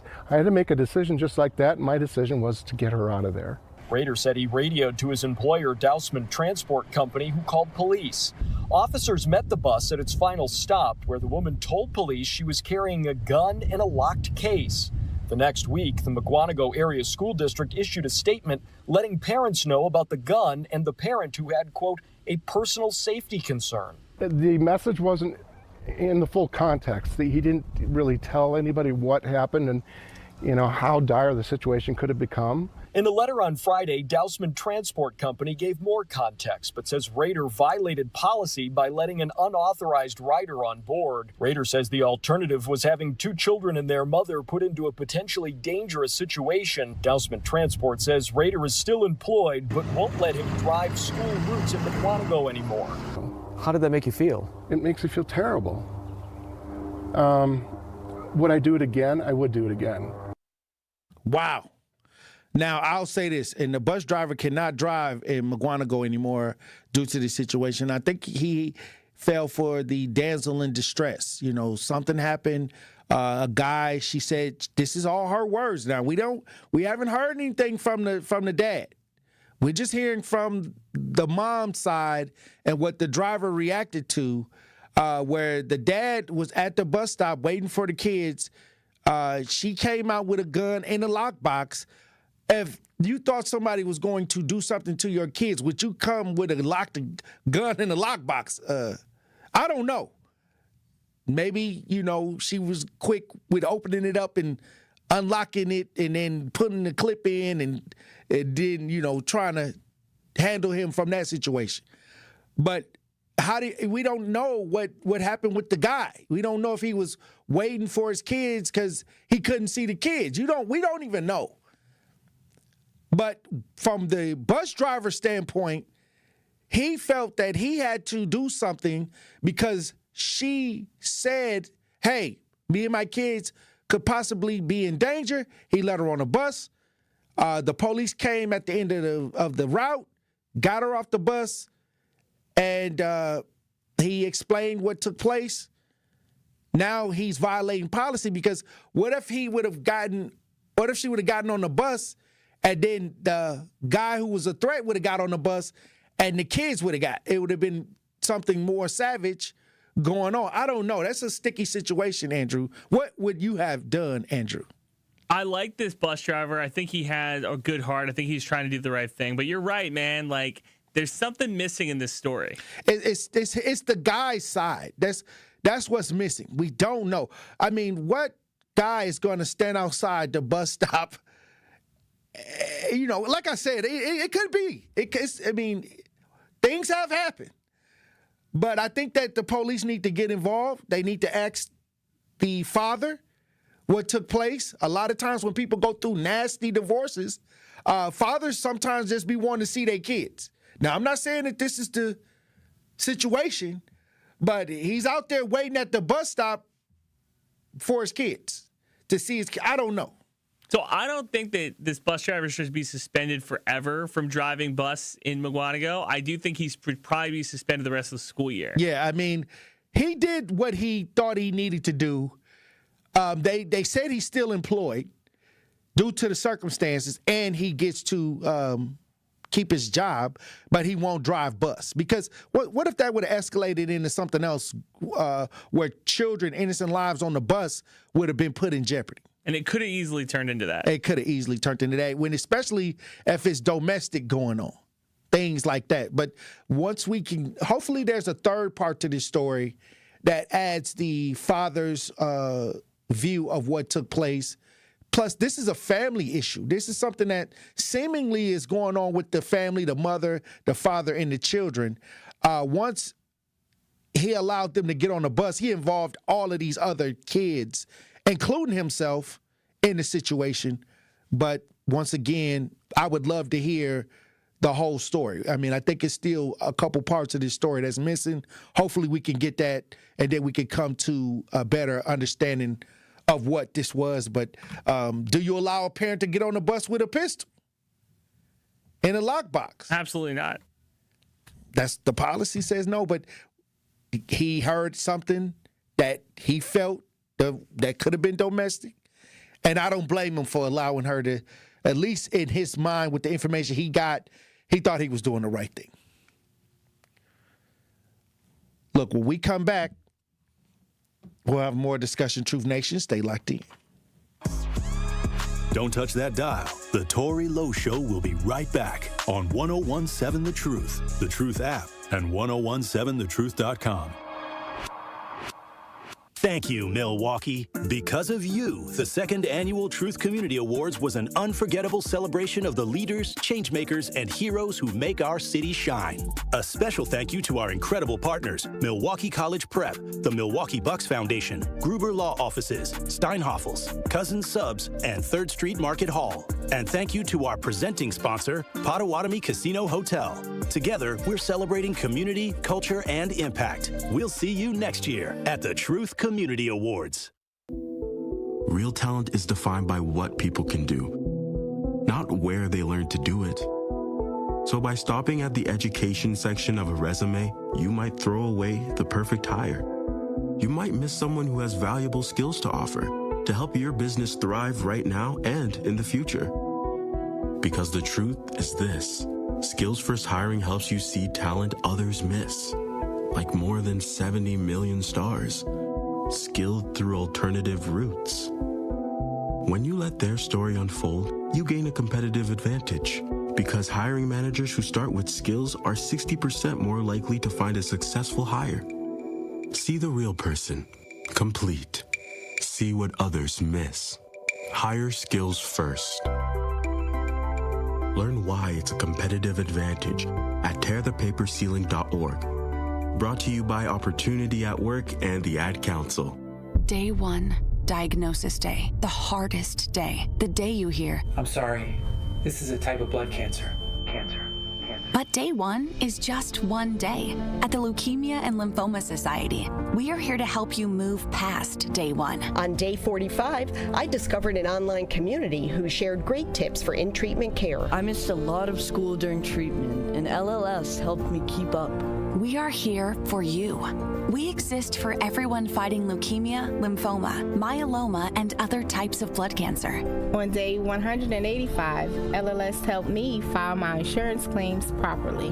Day 5,840 and counting, and I'm still in remission.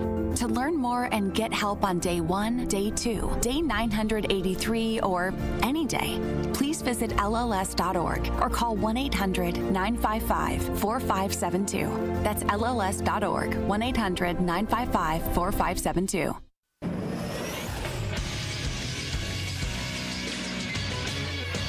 This Sports Center update on 101.7 The Truth is powered by ESPN Milwaukee. I'm Andrew Zimmel. A year after the Green Bay Packers moved Elgton Jenkins from left guard to center, they decided to move on.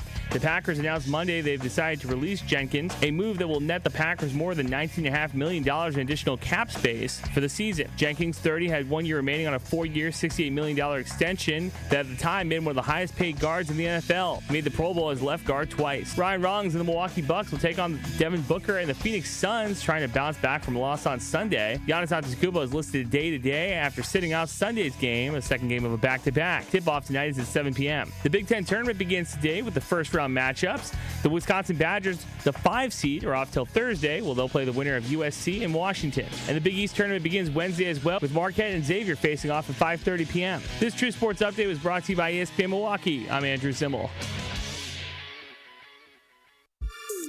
This is the Tory Lowe Show on 101.7 The Truth app, and 1017thetruth.com.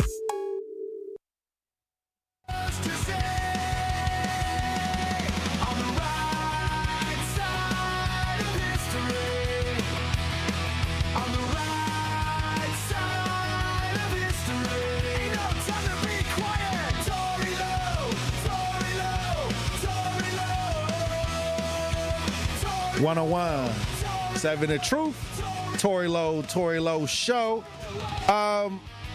Remember the Sandy Hook school shooting?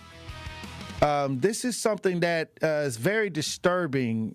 When I saw this story, some students were plotting to resurrect the Sandy Hook school shooter, Andrew.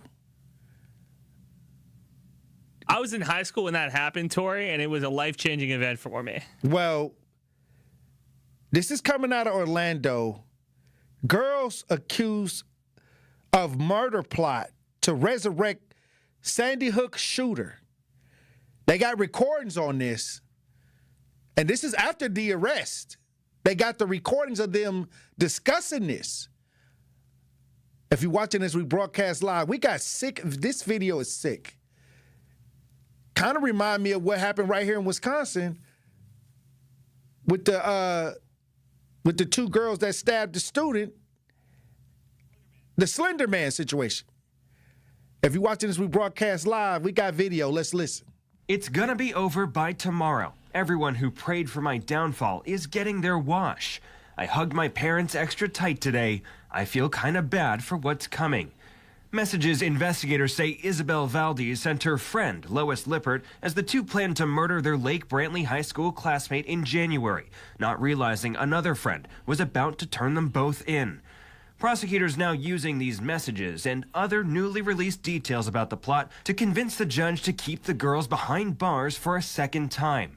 In addition to discussing Valdez's obsession with Sandy Hook school shooter Adam Lanza and how the murder would supposedly bring him back to life, they released details of what Valdez and Lippert thought was a private conversation in the back of a patrol car. the girls admitting it was over, making jokes about their mugshots, life in prison, and their murder plans. Valdez hoping she could be checked in to a psych ward. Laughter is sometimes a way to deflect or a way to disassociate with our reality around what is actually going on. Psychologist Shirlette McCullough told me the messages and other details amounted to one red flag after the next, and said it highlights the importance of parents sitting down with teens and asking about their mental health.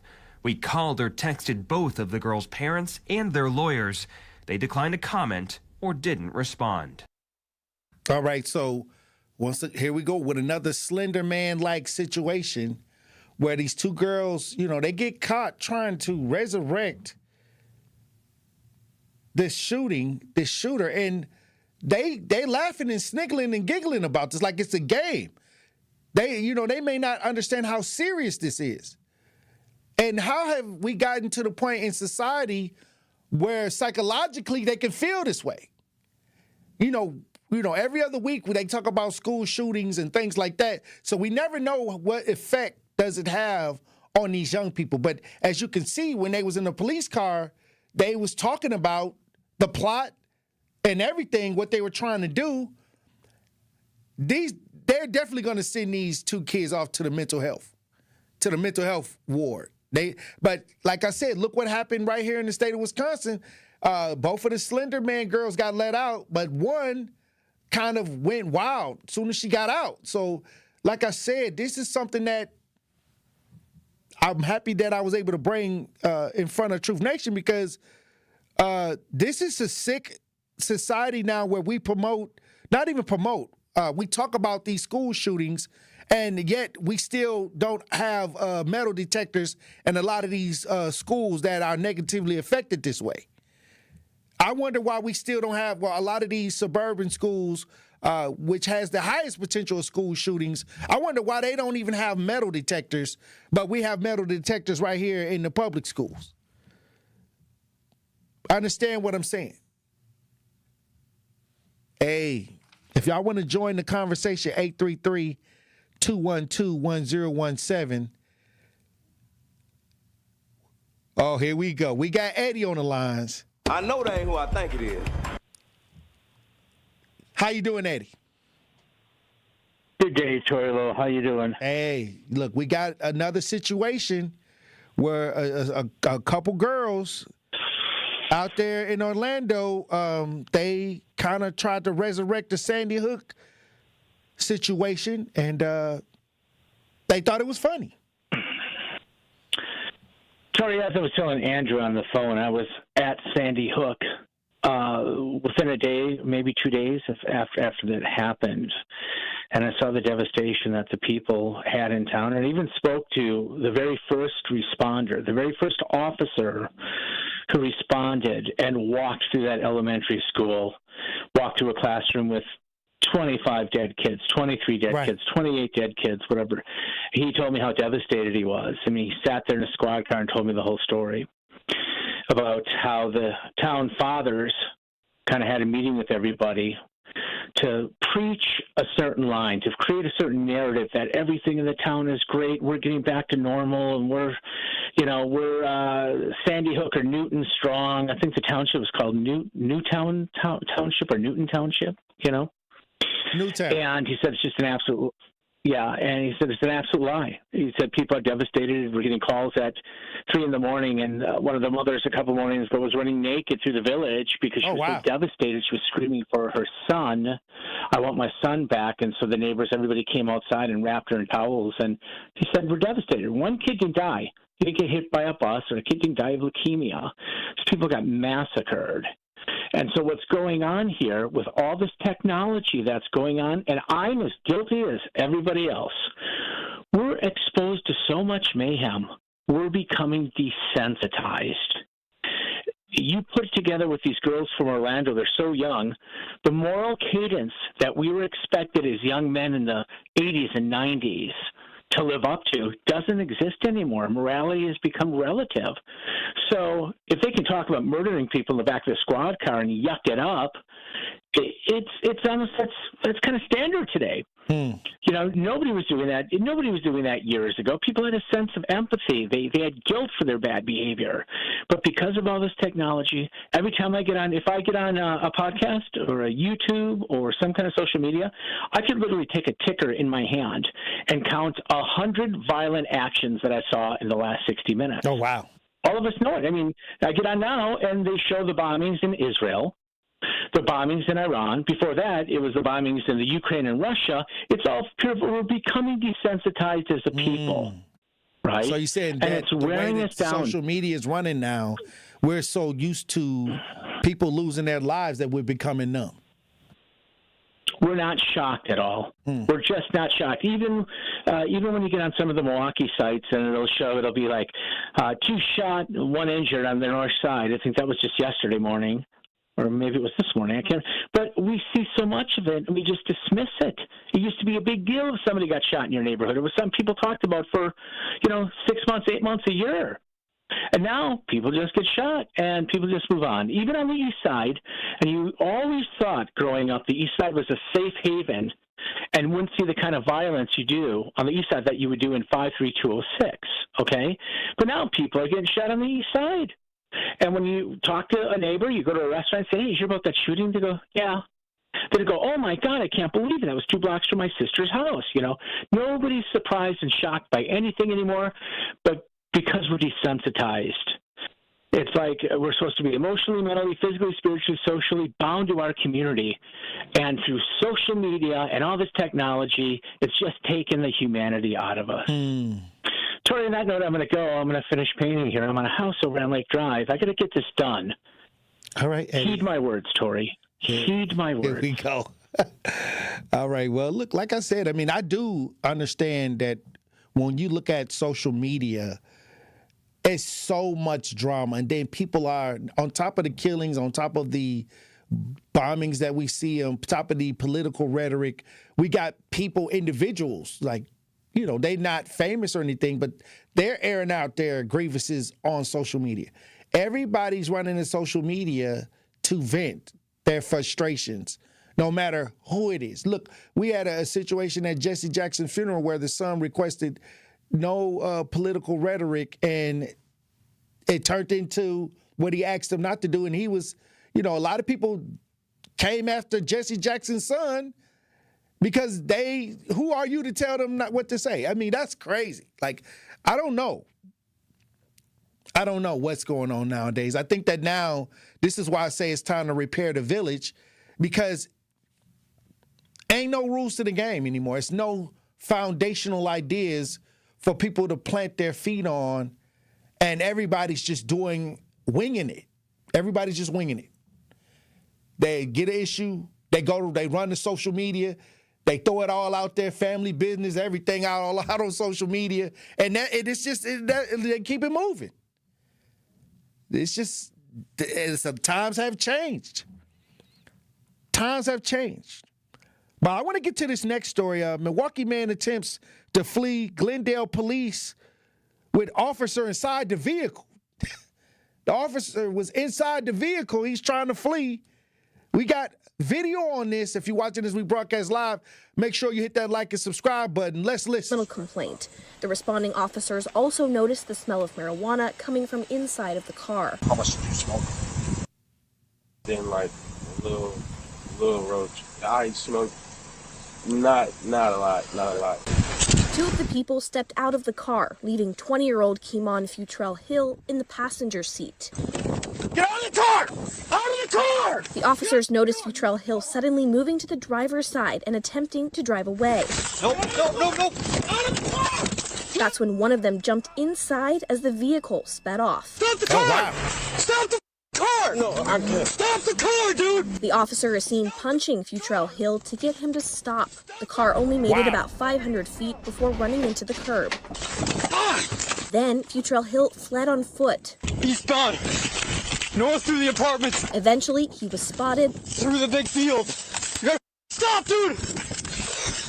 You're done, dude! Stop! And arrested.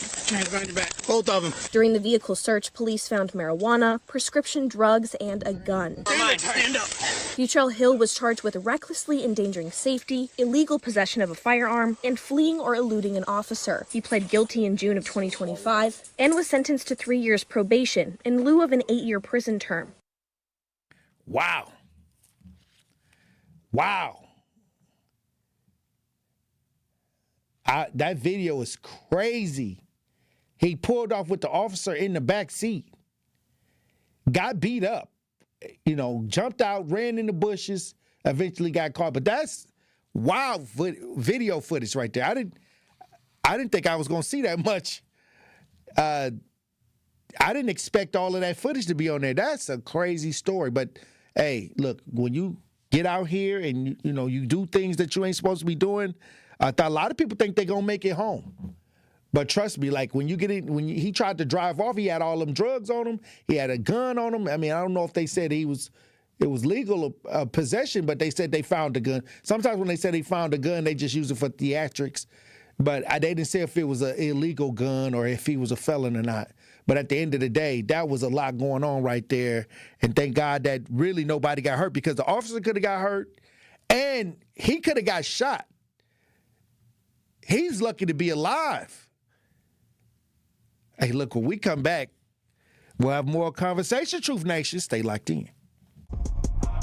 You are listening to The Tory Lowe Show on 101.7 The Truth app, and 101.7thetruth.com. In 1987, the Bucks took on the world and changed basketball forever. At stake, basketball supremacy in the United States. Bucks versus the World, narrated by Charlie Behrens, is the new season of Behind the Bucks podcast, presented by Gallagher, your trusted insurance broker and HR and benefits consultant. It's the untold story of the 1987 McDonald's Open, when the Bucks became the first NBA team to face the Soviet Union. Listen now on bucks.com/plus, the Bucks app, the ESPN Wisconsin app, and wherever you get podcasts. Hi, this is Sherwin Hughes from 101.7 The Truth, and I want to talk to you about something bigger than just buying a house. I'm talking about building a legacy. Owning a home isn't just about 4 walls and a roof. It's about giving your kids a place where memories are made, where birthdays are celebrated, and where they always belong. It's about planting roots, knowing your neighbors, waving from the porch, and being a part of a community that feels like family. If you've been renting and wondering if home ownership is even possible, Axe Housing is here to work with you. An Axe Housing coach will help you create a plan, a budget, and move step by step toward owning a place you can truly call your own. They've already helped over 4,000 families become homeowners, and many are paying less than they were paying for rent. Don't let where you are today stop your family's tomorrow. Start your journey at axehousing.org. That is ACTShousing.org. Your legacy begins at home. Life's better with American Family Insurance, because we know you love working weekends, if it means working on your dream home, both inside and out. And we're here to help protect those dreams so you can enjoy peace of mind. Save up to 40% when you bundle home and auto. American Family Insurance. Get a quote and find an agent at amfam.com. Products, pricing, and availability vary based on the way you purchase insurance and by state. Some exclusions apply. American Family Mutual Insurance Company, SI, and its operating companies, 6000 American Parkway, Madison, Wisconsin. You served behind the desk. You served in combat. You did 4 years and got out. You were drafted. You gave 20 years. You gave exactly what your country needed. And so did you. When you raised your hand and swore an oath to your country, when you put your name on a dotted line, you became part of only 1% of Americans who did the same. You are a veteran. You are a veteran. You are a veteran. Because no matter when, where, or how you served, you made a sacrifice for your country, and you deserve support. If you're struggling with life after service, don't wait. Reach out. Reach out to a loved one, to a fellow veteran, to VA. Find resources at va.gov/reach. Brought to you by the United States Department of Veterans Affairs and the Ad Council. This is The Tory Lowe Show on 101.7 The Truth app, and 101.7thetruth.com. They can't kill my spirit. Tory Lowe can't lift my spirit. Cause the devil trying to kill my spirit. feeling myself, two-step, then I do my dance. Advocate, take the charge, play your hand. All white like a swan, stepping with the sauce. With the pep in your step, guess you should've brought the sauce. Cut the check, say the truth, know I'm feeling better. I need to go to therapy and we could go together. They just opened up my heart, told them it was a drought. The enemy tried to tear me apart, it just can't happen now. The dirty bird to the judge, middle fingers up. 101.7 The Truth, Tory Lowe Show. I want to talk about this Wisconsin doctor charged with a felony domestic violence, strangulation, and suffocation. They said this Wisconsin doctor has issues, and I'll tell you this, everybody is having problems nowadays. I just wanted to let y'all know, this is why I like to bring try to give y'all a well-rounded look at society, because many times they'll try to give it to you in a box. You know, only this group of people got problems. Only that group of people got no, we all have issues. Professional, no matter if you're a professional athlete, a doctor, a teacher, an officer, a regular resident out here, you know, everybody has issues. But this Wisconsin doctor, they're saying that he was charged with a felony for domestic violence, strangulation, and suffocation. We got video, if you're watching this, we broadcast live. Let's listen. Because this is a domestic violence incident, we will not be providing identifying information about the victim. The criminal complaint says that officers responded to a domestic violence incident at a Brookfield home on January 20th. The victim told officers that an argument led to a physical altercation where they thought they were going to die, saying, quote, "He tried to kind of strangle me very hard." The victim's statement reported ongoing physical and emotional abuse by Al-Qasmi, saying that he had tried to physically harm the victim during arguments. The Freighter website says Al-Qasmi works at the Cancer Center, Freighter Menominee Falls Hospital, and that he treats general medical oncology and hematology. I reached out to Freighter and the Medical College of Wisconsin to see if he is still employed. They responded saying, quote, "The physician in question is not practicing and is on leave." The Department of Safety and Professional Services, which provides licenses through the Wisconsin Medical Board, tells me, quote, "We received a complaint earlier this year noting that he had been arrested, and we opened an investigation last month." All right. Well, this is a doctor that worked for Freighter, the Medical College of Wisconsin. You know, frustrations do come to a boil, but I'm saying it is no situation where I would put my hand on a female. I don't care if we're in a relationship. I think that we all say stuff that we don't mean to say. That verbal stuff can happen. Everybody argues, try to prove their point. But what I'm saying is to try to choke somebody and do all this extra stuff, and why don't you just leave? He got a good job. He working at Freighter Hospital. You know what I mean? He could just leave. But sometimes, like I said, everybody on all levels is having issues. And when it comes to domestic, it's across the board. And I've dealt with domestics for a long time. Just a couple weeks ago, I had to take somebody to the Greyhound and send them off, you know, because they couldn't stay here because of the level of danger that they were facing due to the domestic situation. Like I said, I insert myself in a lot of these situations, but I've kind of gotten a couple formulas depending on what the situation is. I kind of can, you know, I got a couple formulas that I've developed over the years to keep me safe as well, dealing with a lot of this domestic. But I'm gonna tell you right now, it's not just people that can't pay bills.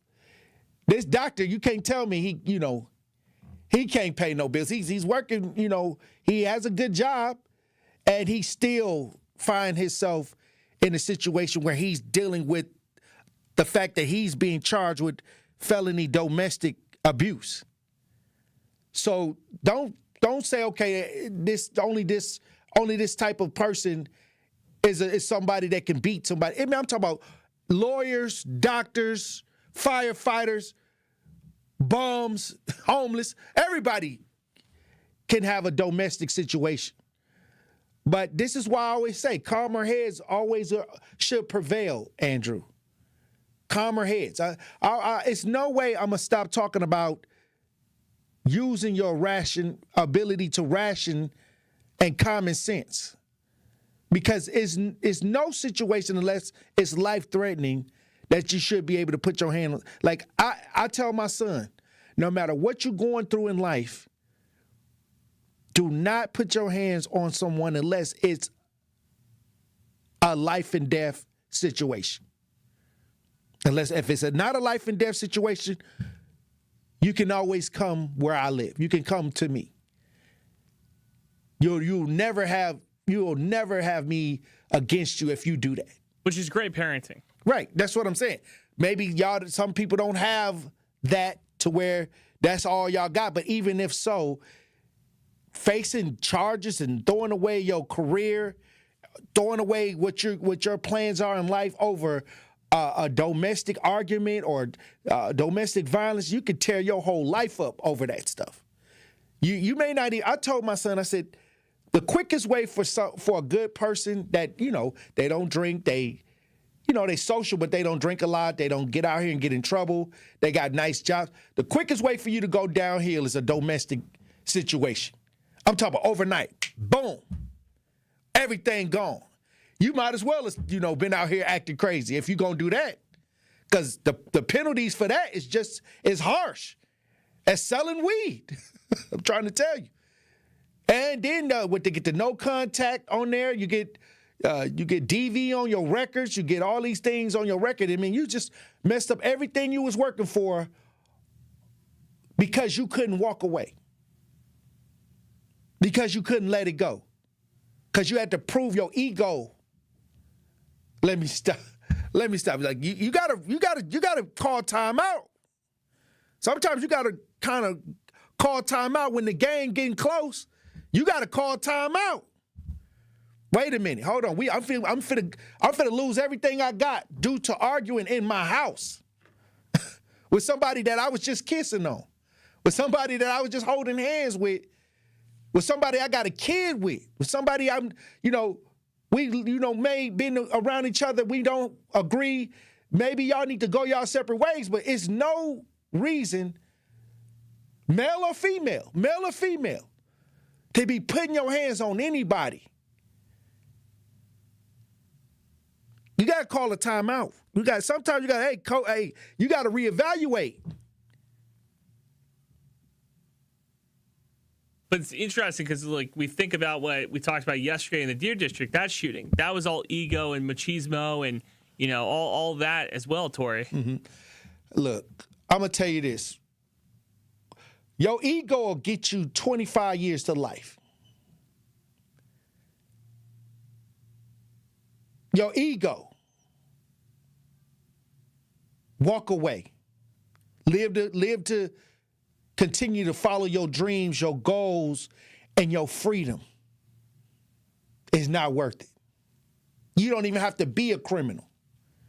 You get into some domestic, you a criminal right there. On the spot. Hey, look, I said I'm done with it. I'm finna move on. Hey, when we come back, Truth Nation, we got more conversation. Stay locked in right here on Tory Lowe.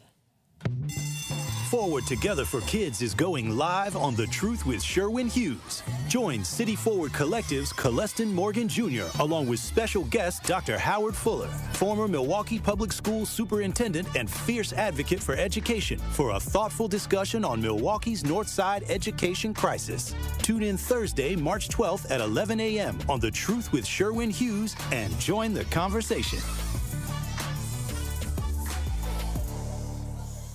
Truth Nation is the best fan base in the country. This is my first time calling in, but I listen to you all the time, and I appreciate you and Elizabeth Brown and everything you stand for and everything that you do. So I want to say thank you so much for being you. We want you to tap into the talk and text line every show, every day at 833-212-1017.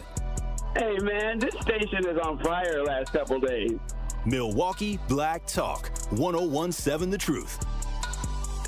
I take care of the kids, and I take care of my dad. I take care of things at work. The groceries, the cleanups, the meltdowns, the doctor's visits, the family events, mealtimes, bedtimes. I take care of all the things everyone else needs. But I haven't made time to take care of what I need. Family caregivers are often overloaded. It can feel overwhelming and exhausting. It's no surprise that millions of caregivers experience symptoms of anxiety and depression every year. But help is available, because there may only be one you, but you don't have to do it alone. Head to mentalhealthcareworks.org. That's mentalhealthcareworks.org to learn how to get the support you deserve, because mental health care works when you make the call. If you're experiencing a mental health crisis or thoughts of suicide, dial 988, a message from the American Psychiatric Association Foundation. We asked parents who adopted teens to share their journey. Nathan has taught me to embrace the moment. Age-wise, I'm in my late 60s. I'm old enough to be his grandfather. Will he be embarrassed to acknowledge me as his dad? I think the most important thing we can do is let them know that they're safe, that they're valued and cared for and loved, and that they're important. I knew I wanted to be adopted by him because of how he taught me to be the person who I am today. And it's coming from a dad that didn't expect to become a dad, and I feel very proud to be his son. I was what he needed, and he was what I needed. Every day is full of new opportunities. That's what it's been about, realizing the simple things that it takes to make such a huge difference in these kids' lives. Learn about adopting a teen from foster care at adoptuskids.org. Brought to you by Adopt US Kids, the U.S. Department of Health and Human Services, and the Ad Council. You are listening to the home of Milwaukee's realest conversations. 1017 FM, 1510 AM WGKB Waukesha and W269DL Milwaukee, a locally owned Good Karma brand station. Justice, Wisconsin, the truth. The most requested advocate in the state. 101.7 FM. The movement continues. Yeah. Milwaukee, stand up. Stand up. It's Tory Low, the truth. From 1 to 4. We about that action, so tap in and let's go. We want that justice. We want all the smoke. From Monday through Friday, trying to bring the city hope. Yeah. Tory Low from 1 to 4, Monday through Friday, let's go. We bout that action from the block, and we ready, let's go. Tap in, and it ain't no holding back. We ready. 1017 The Truth. Tory Low. Tory Low Show live from American Family Insurance Studio at the Avenue. The movement continues. The marathon continues right here on 101.7 The Truth. Thank you for joining me for the third hour of the Tory Low Show. And the worst thing that you can have in your house is a pest problem. They're saying that a Milwaukee apartment has a rat problem. It's making headlines. I don't know. I'm gonna tell you right now, if you got critters running across the floor while you in the apartment, you can't sleep at night knowing that the critters are running through the house. Well, we got some audio and video on this. A Milwaukee apartment, they have a rat problem. It's all on the news. You know it's bad when they got to put it on the news. If you're watching this, we broadcast live. Let's listen. I don't come out my house. On a day like this, it's nice to get some fresh air. But for Maria Gorins, it hasn't been possible. I should be able to come out and sit on my porch. I shouldn't have to be scared to come outside. For the last few months, a problem right outside her door has been making her feel like a prisoner in her own home. These are the huge ones. Holes are dug up around her porch and across the grass at the Parkview Apartments off Lovers Lane. You don't have to look very far to see the reason why. These are huge rats that's going in and out of here. Since moving into the unit in November, she's seen rats daily, mostly at night and in the early morning. They just recently started with the big holes, but we cover them up, and the next day it's even bigger, even deeper. Gorins says she reported the problem to the property manager and maintenance, but nothing has changed. I want them to do something about it. I have a lease, and I have to be here until December. They're really big.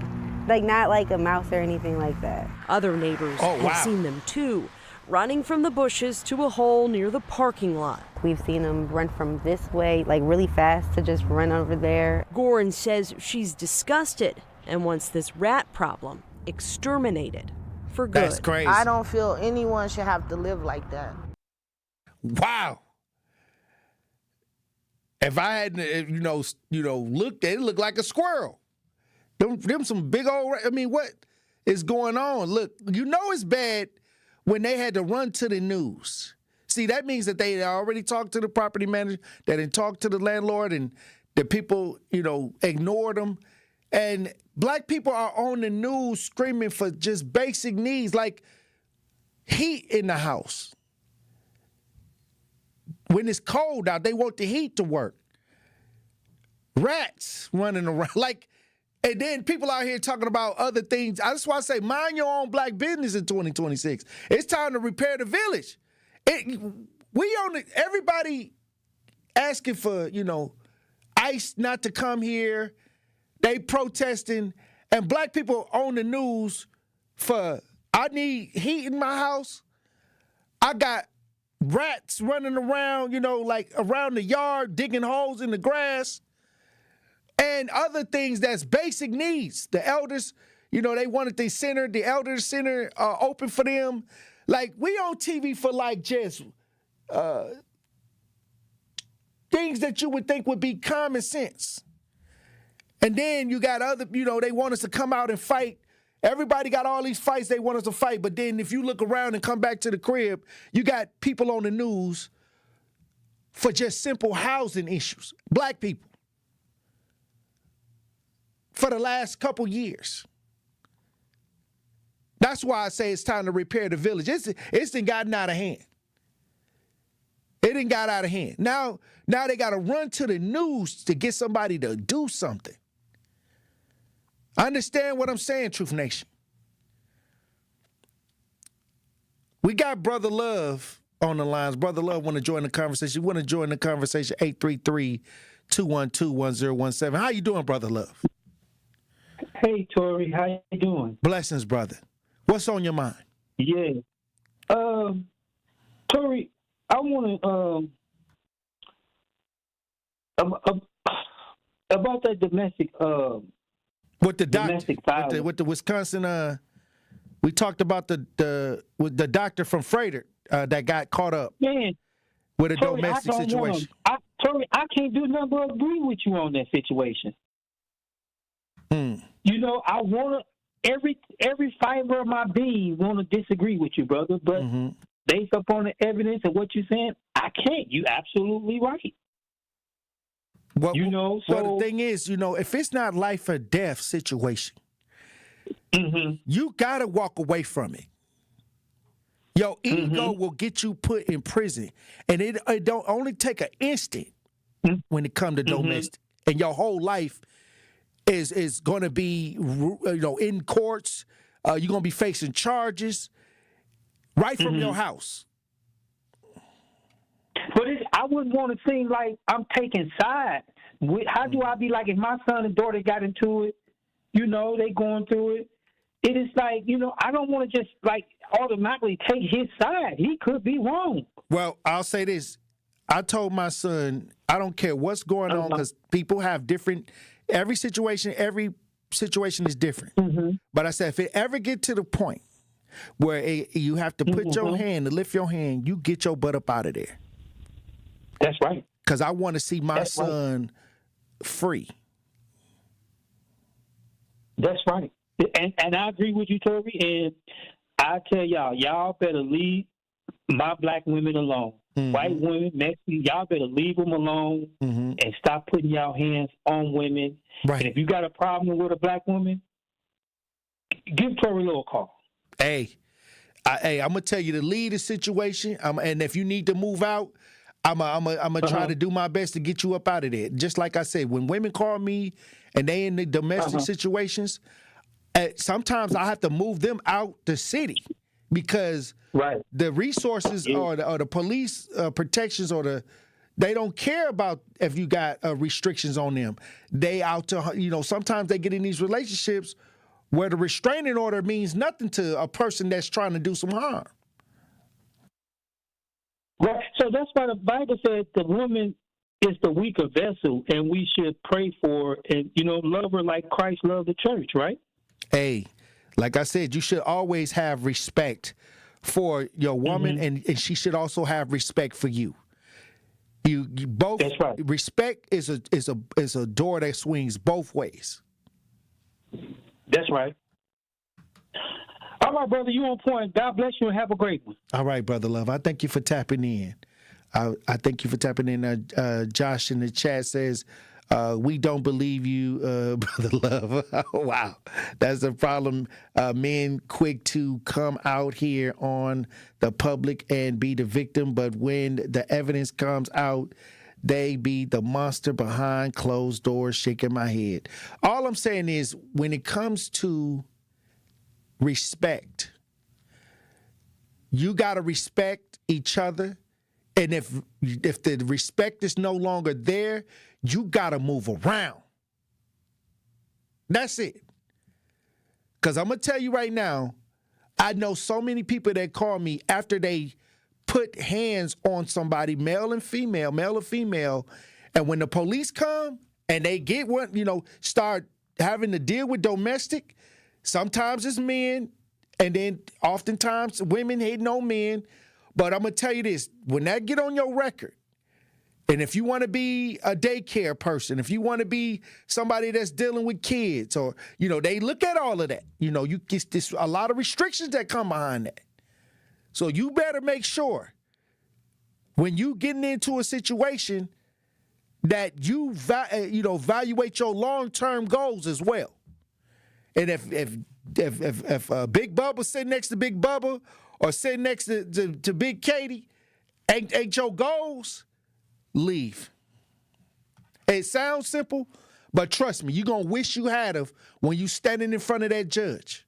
You're going to wish that you had walked away because it wasn't worth it. Understand what I'm saying, Truth Nation? It's not worth it. Now, sometimes people come at you and they jump on you and they attack you, and then you got to defend yourself. I'm not talking about that. I'm talking about when y'all sitting there arguing and they start getting loud. I'm talking about is nobody throwing no punches. That's the time to know when it's time to go. When you start getting that high blood pressure, it's time to go. And if you stay and you go through with it, you may not even have many options after that other than to go downtown.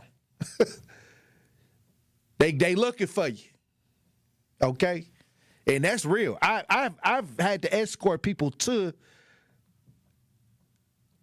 the jail from this kind of stuff. They got away. Police looking for them. They called me and tried to explain to me in the aftermath. I'm going to take you downtown. If you scared the police going to do something to you, I'm going to escort you downtown.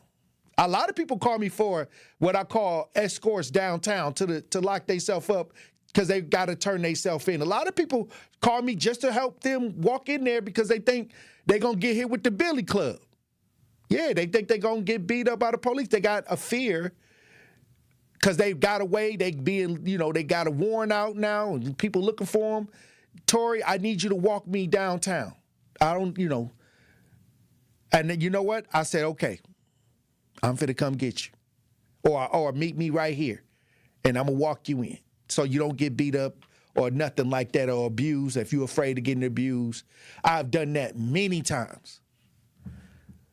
But you're gonna have to take responsibilities for your actions.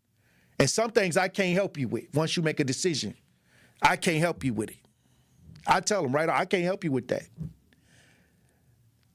If you want to join the conversation, 833-212-1017. Talk to text 833-212-1017.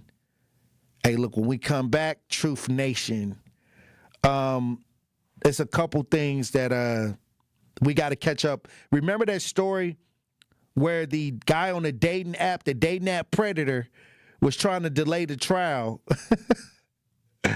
Well, we got an update on his situation.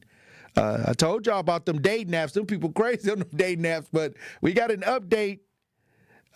Suspected dating app predator, trial delayed following defendant's hospital. He got hospitalized. He had to go to the hospital. He trying to fake like he been trying to ditch out on trying to go to court. So I guess they got his story been going on for the last 2 months.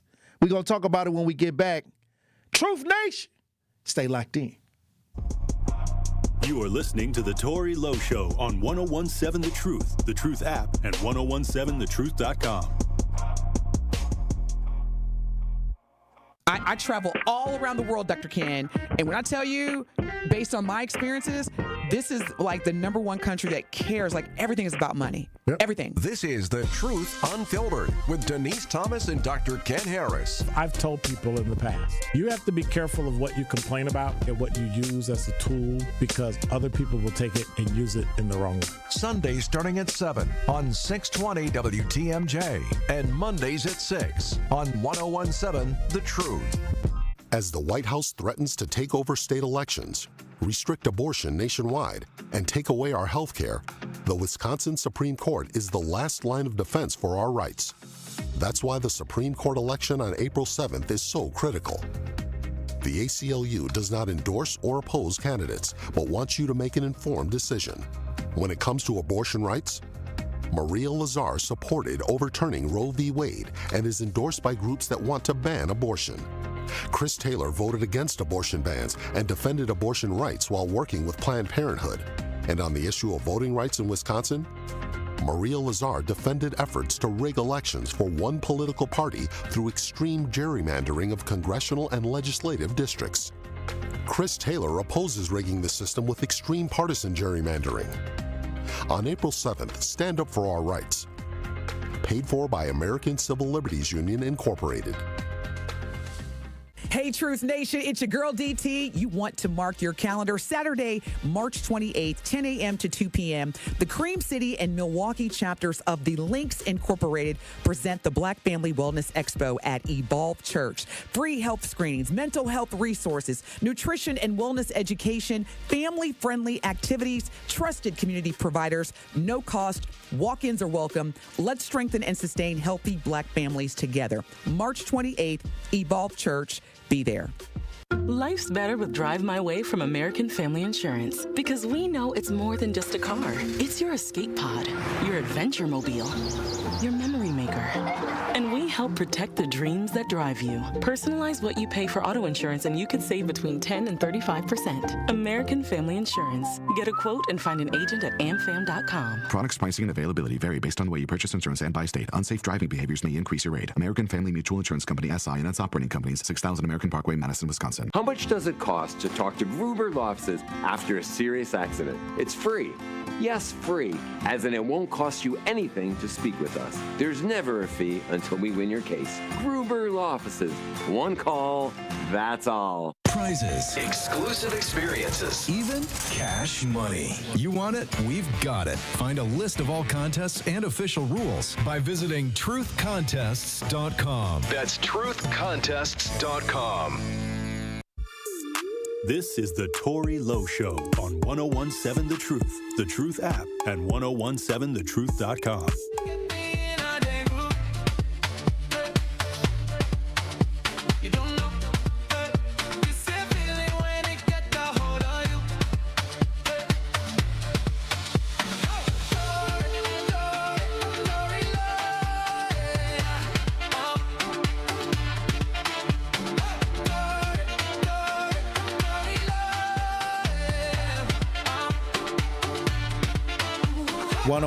Seven The Truth, Tory Lowe Show. I want to get to this dating app predator. He trying to delay the trial. I guess the trial was delayed following the defendant's hospitalization. Here we go. And he don't want to face the music for what he was doing to people on these dating apps. But we got an update on this story. If you're watching this, we broadcast live. We got video. Make sure you hit the like and subscribe. Let's listen. Instead of selecting a jury Monday in his own trial, Timothy Olson in custody pro se does not appear. Timothy Olson spent his day at Freighter Hospital. I was informed this morning that Mr. Olson had a head injury in his cell and is en route to the hospital. It's his second head injury in 5 days. His competency hearing last week also paused after a fall in his jail cell. The nurse in the jail decided that it was best to take him over to the hospital, to have him cleared at the hospital, to make sure that if there was a concussion that that could be appropriately dealt with. Olson is charged with kidnapping a 79-year-old woman in Franklin. He is separately accused of drugging and stealing from women he met on dating sites. He spent the last 3 years in custody. During that time, he's had 7 attorneys, 30-plus court hearings, and 2 competency evaluations, one of which he requested himself. It's very unusual for a defendant to ask for their own competency hearing because in itself, that shows that they know what's going on. This is a legal mechanism that they can do to perhaps delay the case. The judge Monday. My plan is still to proceed with the trial. Hoping to move the case forward Tuesday. I will work with the Sheriff's Department to ensure that Mr. Olson, that I have an update on his location and that he is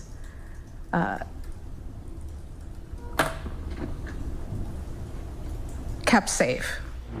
Oh, wow. Mr. Olson is the biggest actor this side of Lake Michigan. I ain't saying, he didn't fall and bump his head, but he been trying to avoid the trial by any means necessary. So he got plenty of what they call antics going on. But I'll be happy when they get this man in a trial to where he can get convicted of his acts that he have done to a lot of innocent women looking for love on these dating apps. And that's the one thing that now that we have social media, now that we have a lot of people looking for love and things like that, I'm telling you, this is the most vulnerable situation because you really don't know this person. And then they'll say, hey, look, they'll get into your life. They got this nice bio. I like to go for nice walks in the park. I like to hold hands at the lakefront. You know what I mean? Like things that they know that's going to get you in a space where they can manipulate you. You leaving yourself wide open if you meeting strangers on these dating apps. A lot of guys get scammed and a lot of women get scammed on these dating apps all the time. It's going on all day, every day. And they don't talk about Tinder or Bumble and things like that, Andrew. We talk about this a lot because there's always a lot of stories, horrific stories coming out of there. I'm just thinking about what his cellmate's thinking as he keeps jumping off the top bunk. They probably telling him what to do. They probably coaching him. They can't do this if this happened, then they can't do that. You know how you go into the jail law library and there's a lot of them guys up in there. Oh, this is what you need to do. Hey, I can hear him now. I'll do that. I'll slip and bump I don't know. Blind leading the blind. Hey, also, we got a story that a mother is speaking out saying the system dropped the ball. A woman killed at Estabrook Park. Her mother is speaking out due to the fact that she feels that the system let her daughter down. We got audio on this situation. If you're watching this rebroadcast live, we got video. Let's listen. Caller heard 2 rounds go off. Gunfire in Shorewood's Estabrook Park late Friday night. Investigators say 29-year-old Renesia Thompson found dead in a car in the park. The shooter on the run for hours until Saturday morning. The suspect was found deceased. 28-year-old Jalen Cotton found dead inside a home near 19th and Teutonia.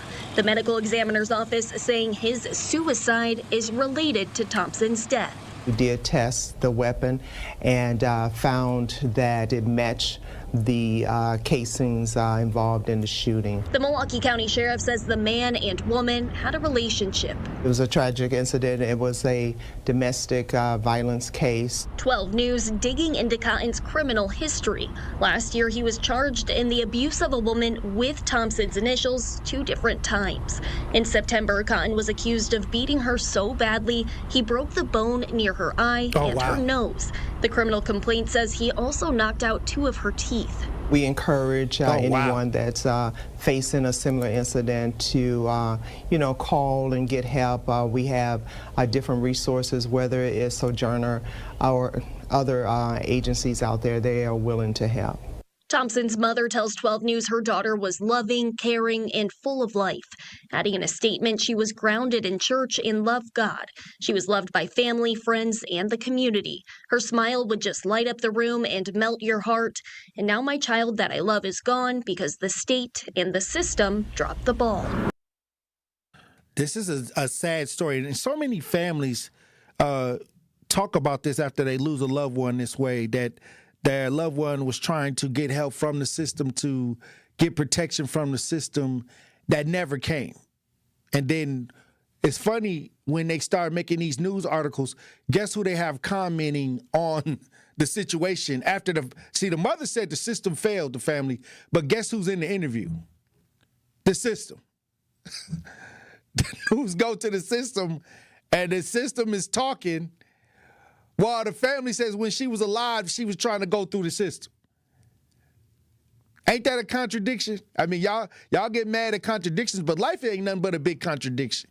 But what I'm saying is, ain't that ironic that the mother is giving a different story while the system is actually speaking about domestics? Hey, my condolences to the family. Once again, another woman life lost due to domestics. And we talked about it on this show. We talked about, it's just best to walk away. But I think that many times you got to also choose the person that you're going to be with wisely. You got to choose the person that you're going to be with. You got to choose that person wisely, because they could make or break you. They could either make you by pouring into you good energy, positive affirmations, leadership, or it could get destructive. They could, eventually, you unalive you in some cases. Talking negative. That's why I don't let nobody say nothing crazy to me, because that lets me know that you have the potential for it to go left. And I'm not doing that. I'm not even getting involved in nothing like that. I know who I am, and I know I'm going to defend myself. But this is where I get a red flag when somebody starts, if they call me out my name, or if they start going down that route. I know I'm not dealing with that no more. I'm going to remove myself. I got the power to remove myself, just like I tell my son. You got the power to remove yourself from anything that you may feel that may affect your long-term ideas. And so don't let a temporary situation mess up your long-term goals. So I don't even let nobody play too much with me like that, because I know that what that eventually leads to, and I don't even want to get to where it's going to lead, because I'm going to cut it off at the root. And that's it. You gotta be thinking. In this world, it's only a couple things that you need to do, and that's follow your goals, your dreams, your passions, and take care of your responsibilities. And then if it don't fit with that idea where you're around somebody where y'all got to constantly be arguing, where somebody's trying to control you or something like that, you got to remove yourself. You got to get out of that situation before it get too deep to where that person may think that they can do something harmful at certain points. Hey, look, when we come back, we'll have more conversation. Truth Nation, stay locked in. Don't touch that dial. The Tory Lowe Show will be right back on 1017 The Truth, The Truth app, and 1017thetruth.com.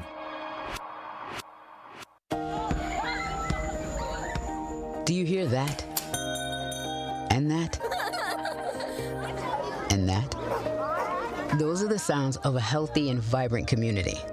And to this United Way volunteer, nothing sounds better. They're the sounds of children being given greater chances to succeed in school. The sounds of neighbors receiving the support needed to overcome challenges, both big and small. They're the sounds of families gaining access to quality health care and nutritious food for their tables.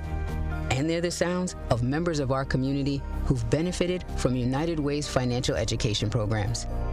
See, wherever there's a need in our communities, there's a United Way. People working together to respond and growing the good for everyone.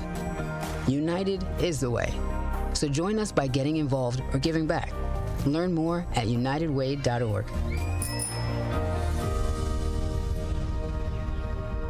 70 million people in the U.S. have learning and thinking differences, like ADHD and dyslexia. Each has their own story. This is ours. At first, I thought it was just a phase. Then schoolwork became a struggle. Emotions got bigger, and my kids started falling behind. I felt alone, like I was lost in the dark trying to find answers. Then I learned about Understood.org, a nonprofit empowering parents and kids like us. It was like we had a light to show us the path ahead.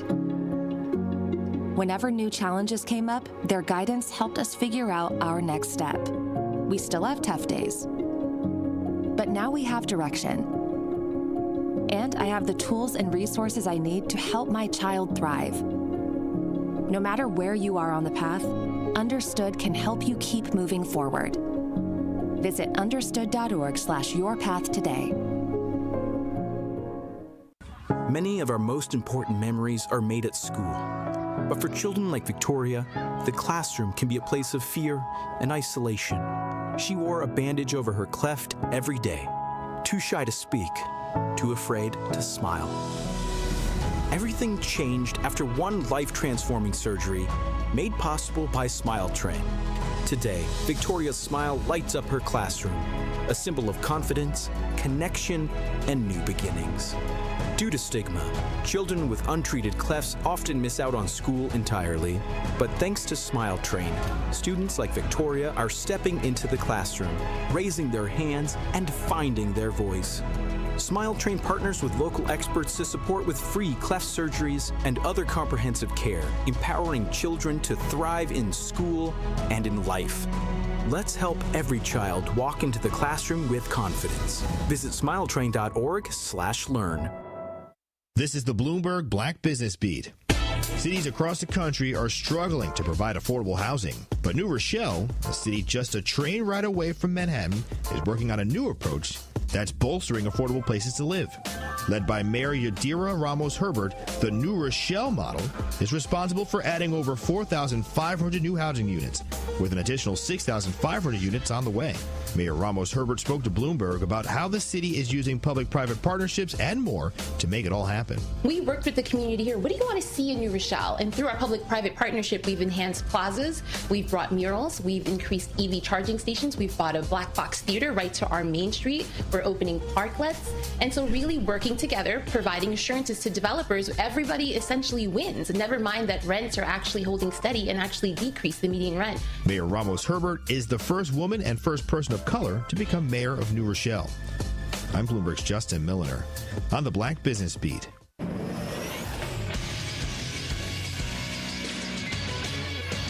This Sports Center update on 101.7 The Truth is powered by ESPN Milwaukee. I'm Andrew Zimmel. A year after the Green Bay Packers moved Elgton Jenkins from left guard to center, they decided to move on.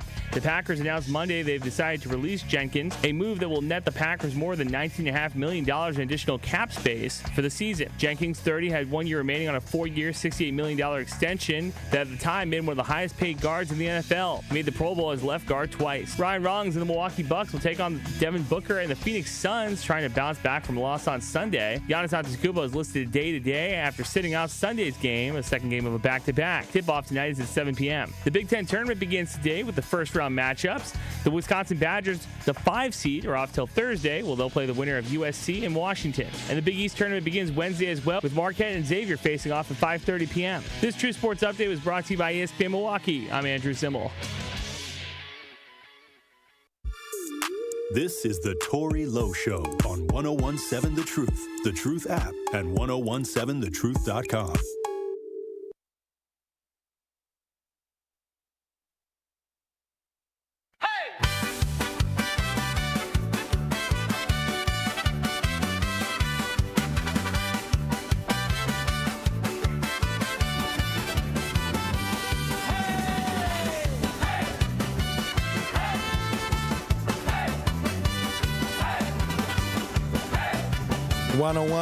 Seven The Truth. Tori Lowe Show. Hey, look, we got good news.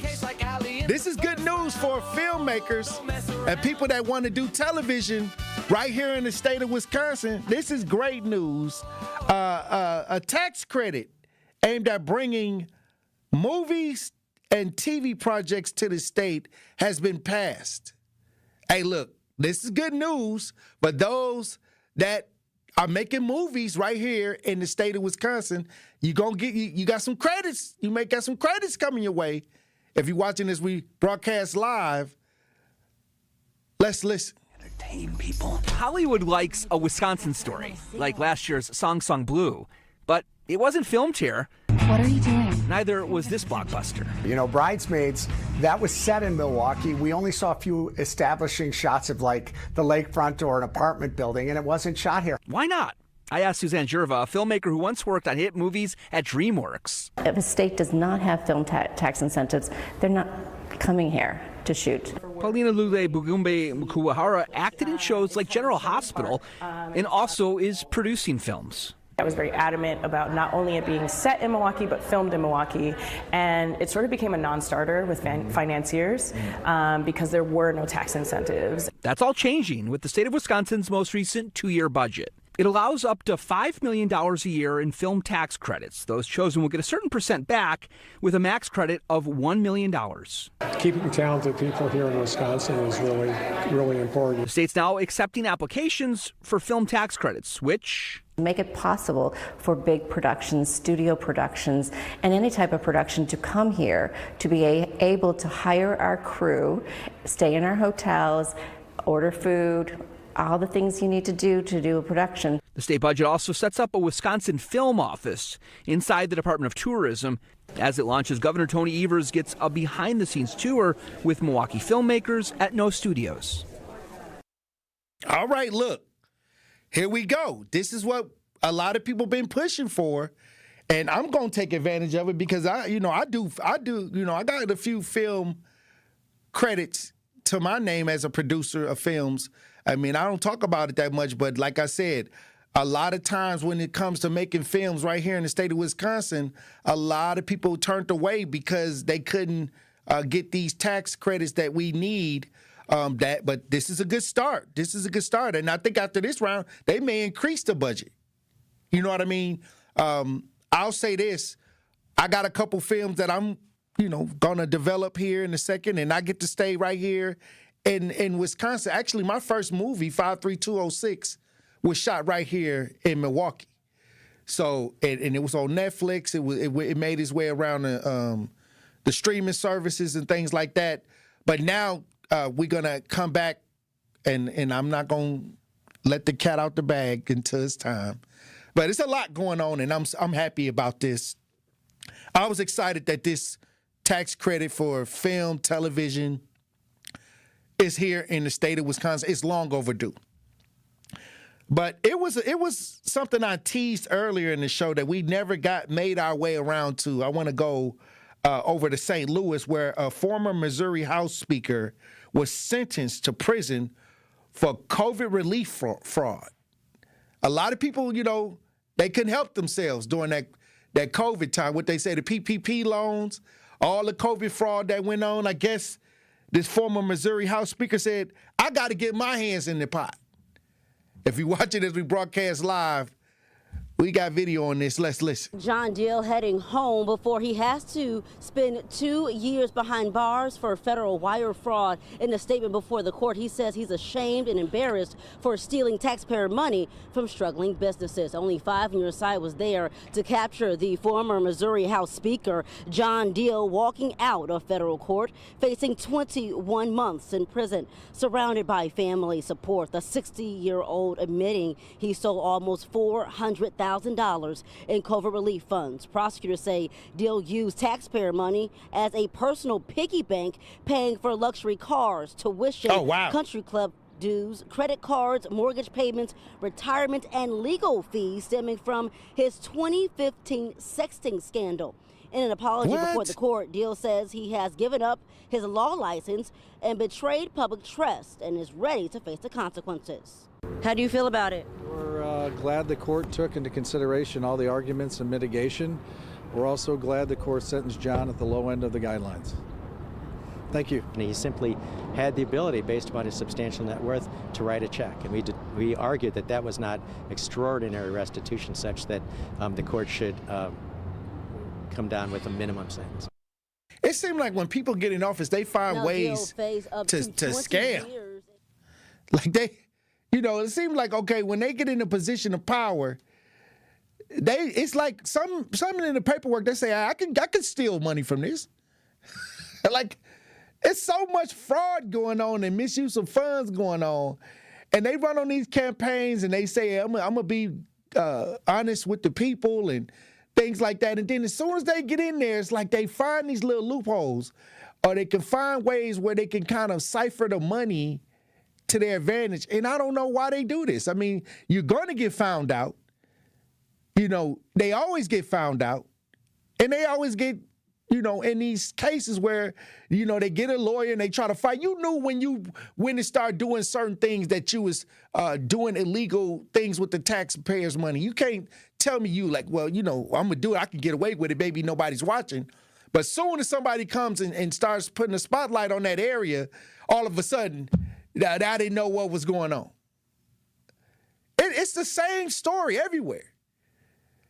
You telling me you was looking through the paperwork, you saw, get some buddies and get some of this money. Like, this is the mind frame. And this is why I say it's got to be a reset when it comes to political. I think it's so far left and so far right that the people don't get a benefit at this point. Donkey gang, elephant gang, or whatever. We're not even getting anything out of it anymore. Maybe entertainment. Maybe a discussion. Maybe we just arguing back and forth. I think maybe we just live to argue with each other about the stupidity of politics now. Do you find that entertaining? A lot of people do. They watch it every day. They get up every morning. They watch. They get their feel of Donkey Gang or they daily dose of Elephant Gang. Then they get out into life and they bite it out. They get to arguing with people over this stuff or pushing narratives over it. But at the end of the day, the people are losing. Nobody's winning. I just can't find anybody who enjoys arguing. Like, what do you mean you enjoy fighting with people? That doesn't make sense. That's what I call high blood pressure syndrome. They just want to argue. They just want to, something about being in the drama,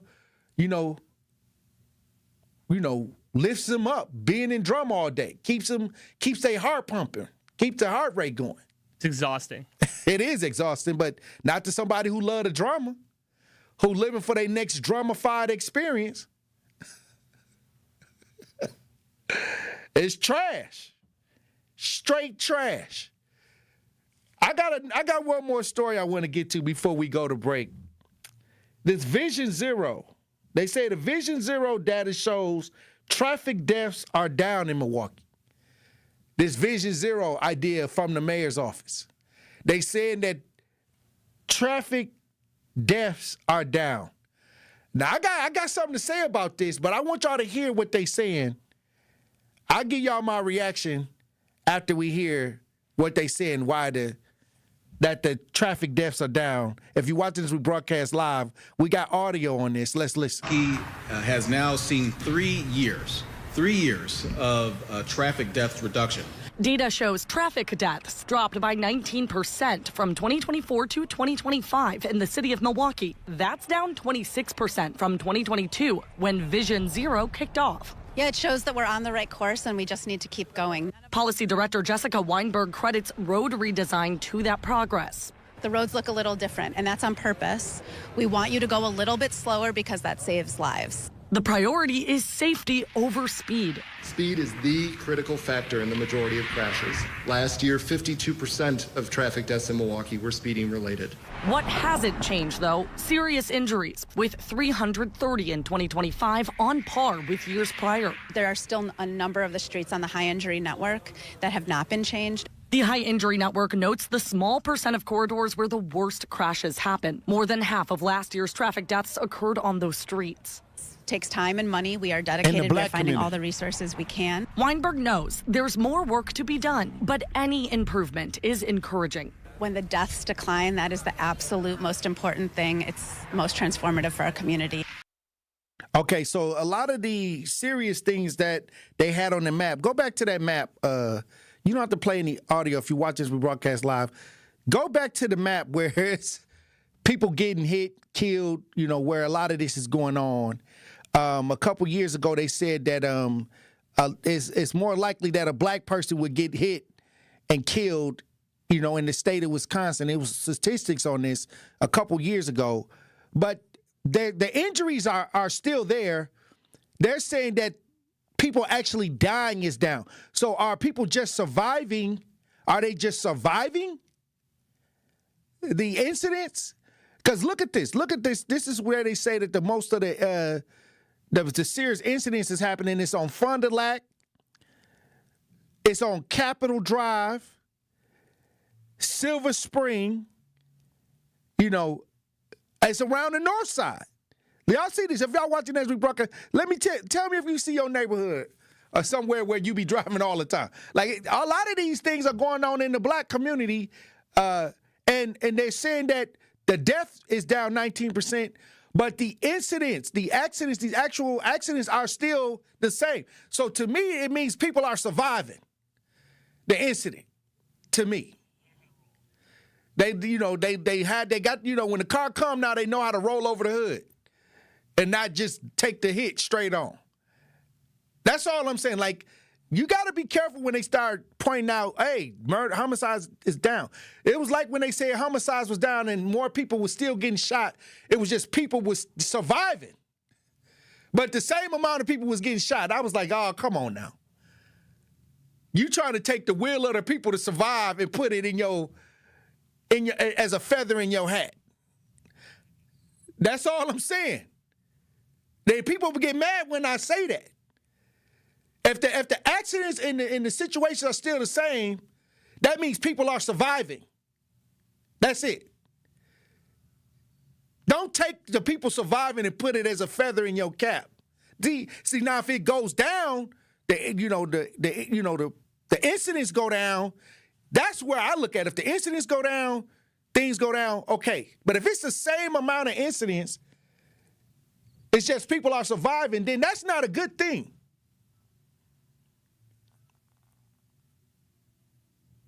Somebody said, who's to blame for the incidents? I don't know. It just depends on what happens. I got to go after a lot of this. A lot of times when people get involved in hit and runs and things like that, I get called to quite a bit of those things. So I'm just trying to get the person who did the hit and run off the street for harming innocent life. I believe that whatever the situation is, if innocent life is involved, then I got to make sure that I do my due diligence. But now they got all these flock cameras up, and they got Ring doorbells now, and they got AI to synchronize it all. So it's cutting down my workload. They can do a lot now with these cameras. Hey, look, when we come back, I'll give you my final thoughts. I guess I got to do the final thoughts on the show today. Truth Nation, stay locked in. You are listening to The Tory Lowe Show on 1017 The Truth app, and 1017thetruth.com. come in with straight truth. We can do anything when it comes to being organized, when it comes to making sure that we're active, when it comes to making sure that we're holding people accountable and making sure that we get something out of the deal. Y'all don't know how to make deals. Y'all mad at Donald J. Trump because he's trying to make deals or trying to say that he's the master of the art of the deal. Well, okay, what deals is you trying to make? Catch the Tory Lowe Show every weekday from 1 p.m. to 4 p.m. Hi, this is Sherwin Hughes from 1017 The Truth, and I want to talk to you about something bigger than just buying a house. I'm talking about building a legacy. Owning a home isn't just about four walls and a roof. It's about giving your kids a place where memories are made, where birthdays are celebrated, and where they always belong. It's about planting roots, knowing your neighbors, waving from the porch, and being a part of a community that feels like family. If you've been renting and wondering if home ownership is even possible, Axe Housing is here to work with you. An Axe Housing coach will help you create a plan, a budget, and move step by step toward owning a place you can truly call your own. They've already helped over 4,000 families become homeowners, and many are paying less than they were paying for rent. Don't let where you are today stop your family's tomorrow. Start your journey at axehousing.org. That is ACTShousing.org. Your legacy begins at home. Every child deserves a school that sees their brilliance. At Milwaukee College Prep, they believe in high expectations, strong character, and academic excellence starting as early as age of 3. MCP scholars continue to outperform their peers across Milwaukee. And the best part about it all, Milwaukee College Prep is tuition free. If you're looking for a school that partners with you, challenges your child, and prepares them for college and beyond, Milwaukee College Prep is the place. Visit MilwaukeeCollegePrep.com to learn more. That's MilwaukeeCollegePrep.com. Walk in for a suit, walk out with two. It's buy one, get one half off throughout March at Nick Avani's. Suits, blazers, hats, jeans, and more. Everything you need from a hands-on team that styles you from head to toe. Find a suit, add shoes for half the price. Land the perfect two-piece set? Now add a vest for 50% less. Prom, weddings, galas, whatever's on your calendar, now's the time to stop in to Nick Avani's. 2nd floor at Mayfair Mall across from AMC. Buy one, get one half off throughout March at Nick Avani's. Some exclusions may apply. See store for details.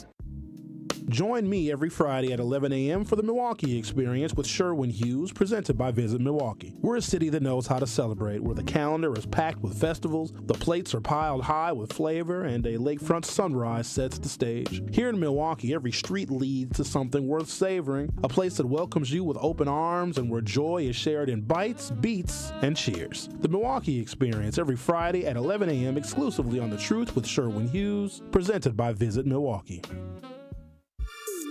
This is the Tory Lowe Show on 1017 The Truth app, and 1017thetruth.com. If you ain't know, I get the pesos. Got a lot of brothers, some of them play bros. They don't want to say it, but they hate love. They all mad cause I got the Tory Lowe.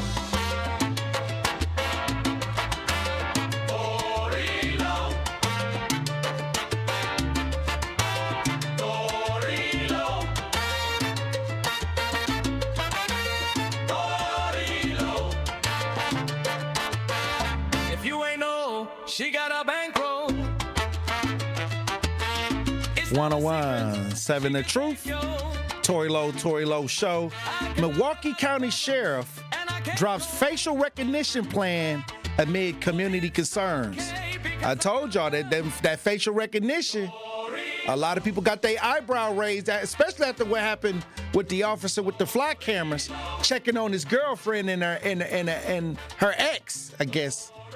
Hey, now we got news that the Milwaukee County Sheriff drops facial recognition plan due to community concerns.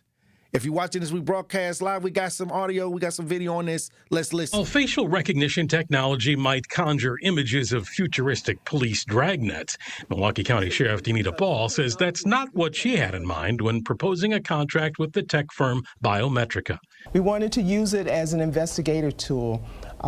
We know that it could jumpstart an investigation. It's not the end to the investigation. We still have to tie the person in, with the crime. Ball said the technology could be invaluable when they had, for example, a surveillance image of a suspect and needed to identify them, comparing that image to any booking photos on file across the country. We could just put it in a database and it could go through millions of photos in minutes. The Turners are just one of many ingredients in a pizza of outrage of folks that didn't want to see this technology deployed on civilians here. The executive director of the social justice organization, the Milwaukee Turners, helped lead opposition. The data is in from other states and cities where the facial recognition technology has been exploited as demonstrably racist on its face. It does a terrible job of identifying black and Asian folks. It has been used to track and exploit people. Ball tells us she was listening. The risk to our trust, credibility within the community versus the reward was not something that we were willing to give up at this time. So, is it still a disappointment to you that it had to go that way? In some respects, yes, but because we still can investigate crimes the old-fashioned way, it's just going to take a little bit more time probably to solve a case. Well, I'll say this. There's nothing that's going to supplement for good police work. Good police work, when you talk about adding AI, listen to what the guy said. He said that it is horrible when it comes to black people. You know what I mean? Minorities, like, it's prejudice, It could identify somebody that looked like somebody that may not be that person. That's what he's saying. Basically, it's trash when it comes to blacks, And so here we go. And that's why you got to shut it down.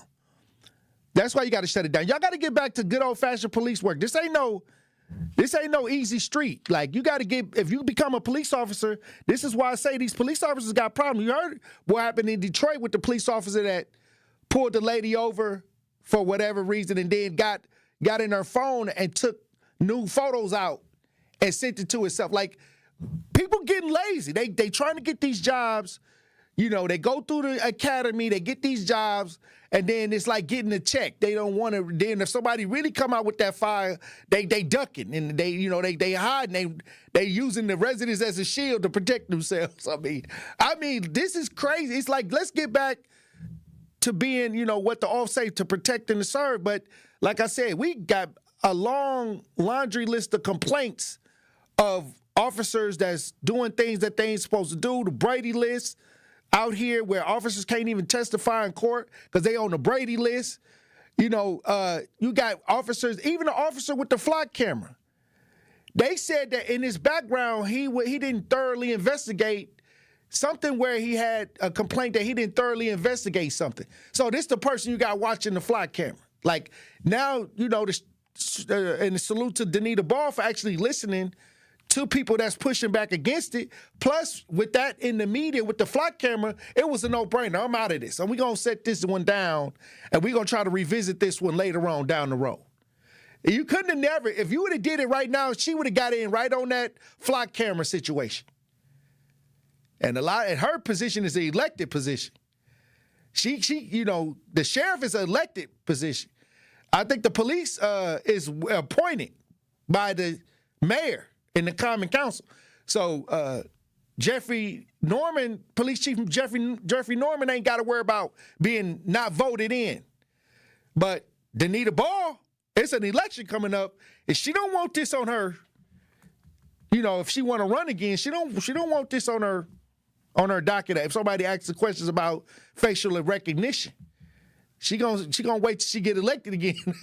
She don't want. I'm trying to tell you, this is what we got to look forward to when we talk about dealing with the community. Salute to the people that are fighting and fighting against a lot of this facial recognition stuff because they know it's racist against black people and minorities. Understand what I'm saying?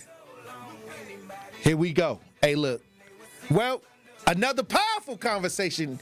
I appreciate everybody for joining the show today. Salute to everybody in the chat. Another powerful chat. Hey, look. When we talk about repairing the village, It's time to fight against domestic. It's time to fight against the lack of leadership. It's time to fight against the misuse of funds. Everything. We got to make sure that we're getting every last dollar, every last ounce of energy poured into the village. 2026 is the time to repair the village. We got to dedicate. We got to all make a kind of like a pledge that we gonna fight for the village this year, moving forward. Hey, look, keep your head on the swivel. Green don't always mean go, and look both ways before you cross the streets. I love you, Dr. Ken Harris. Up next.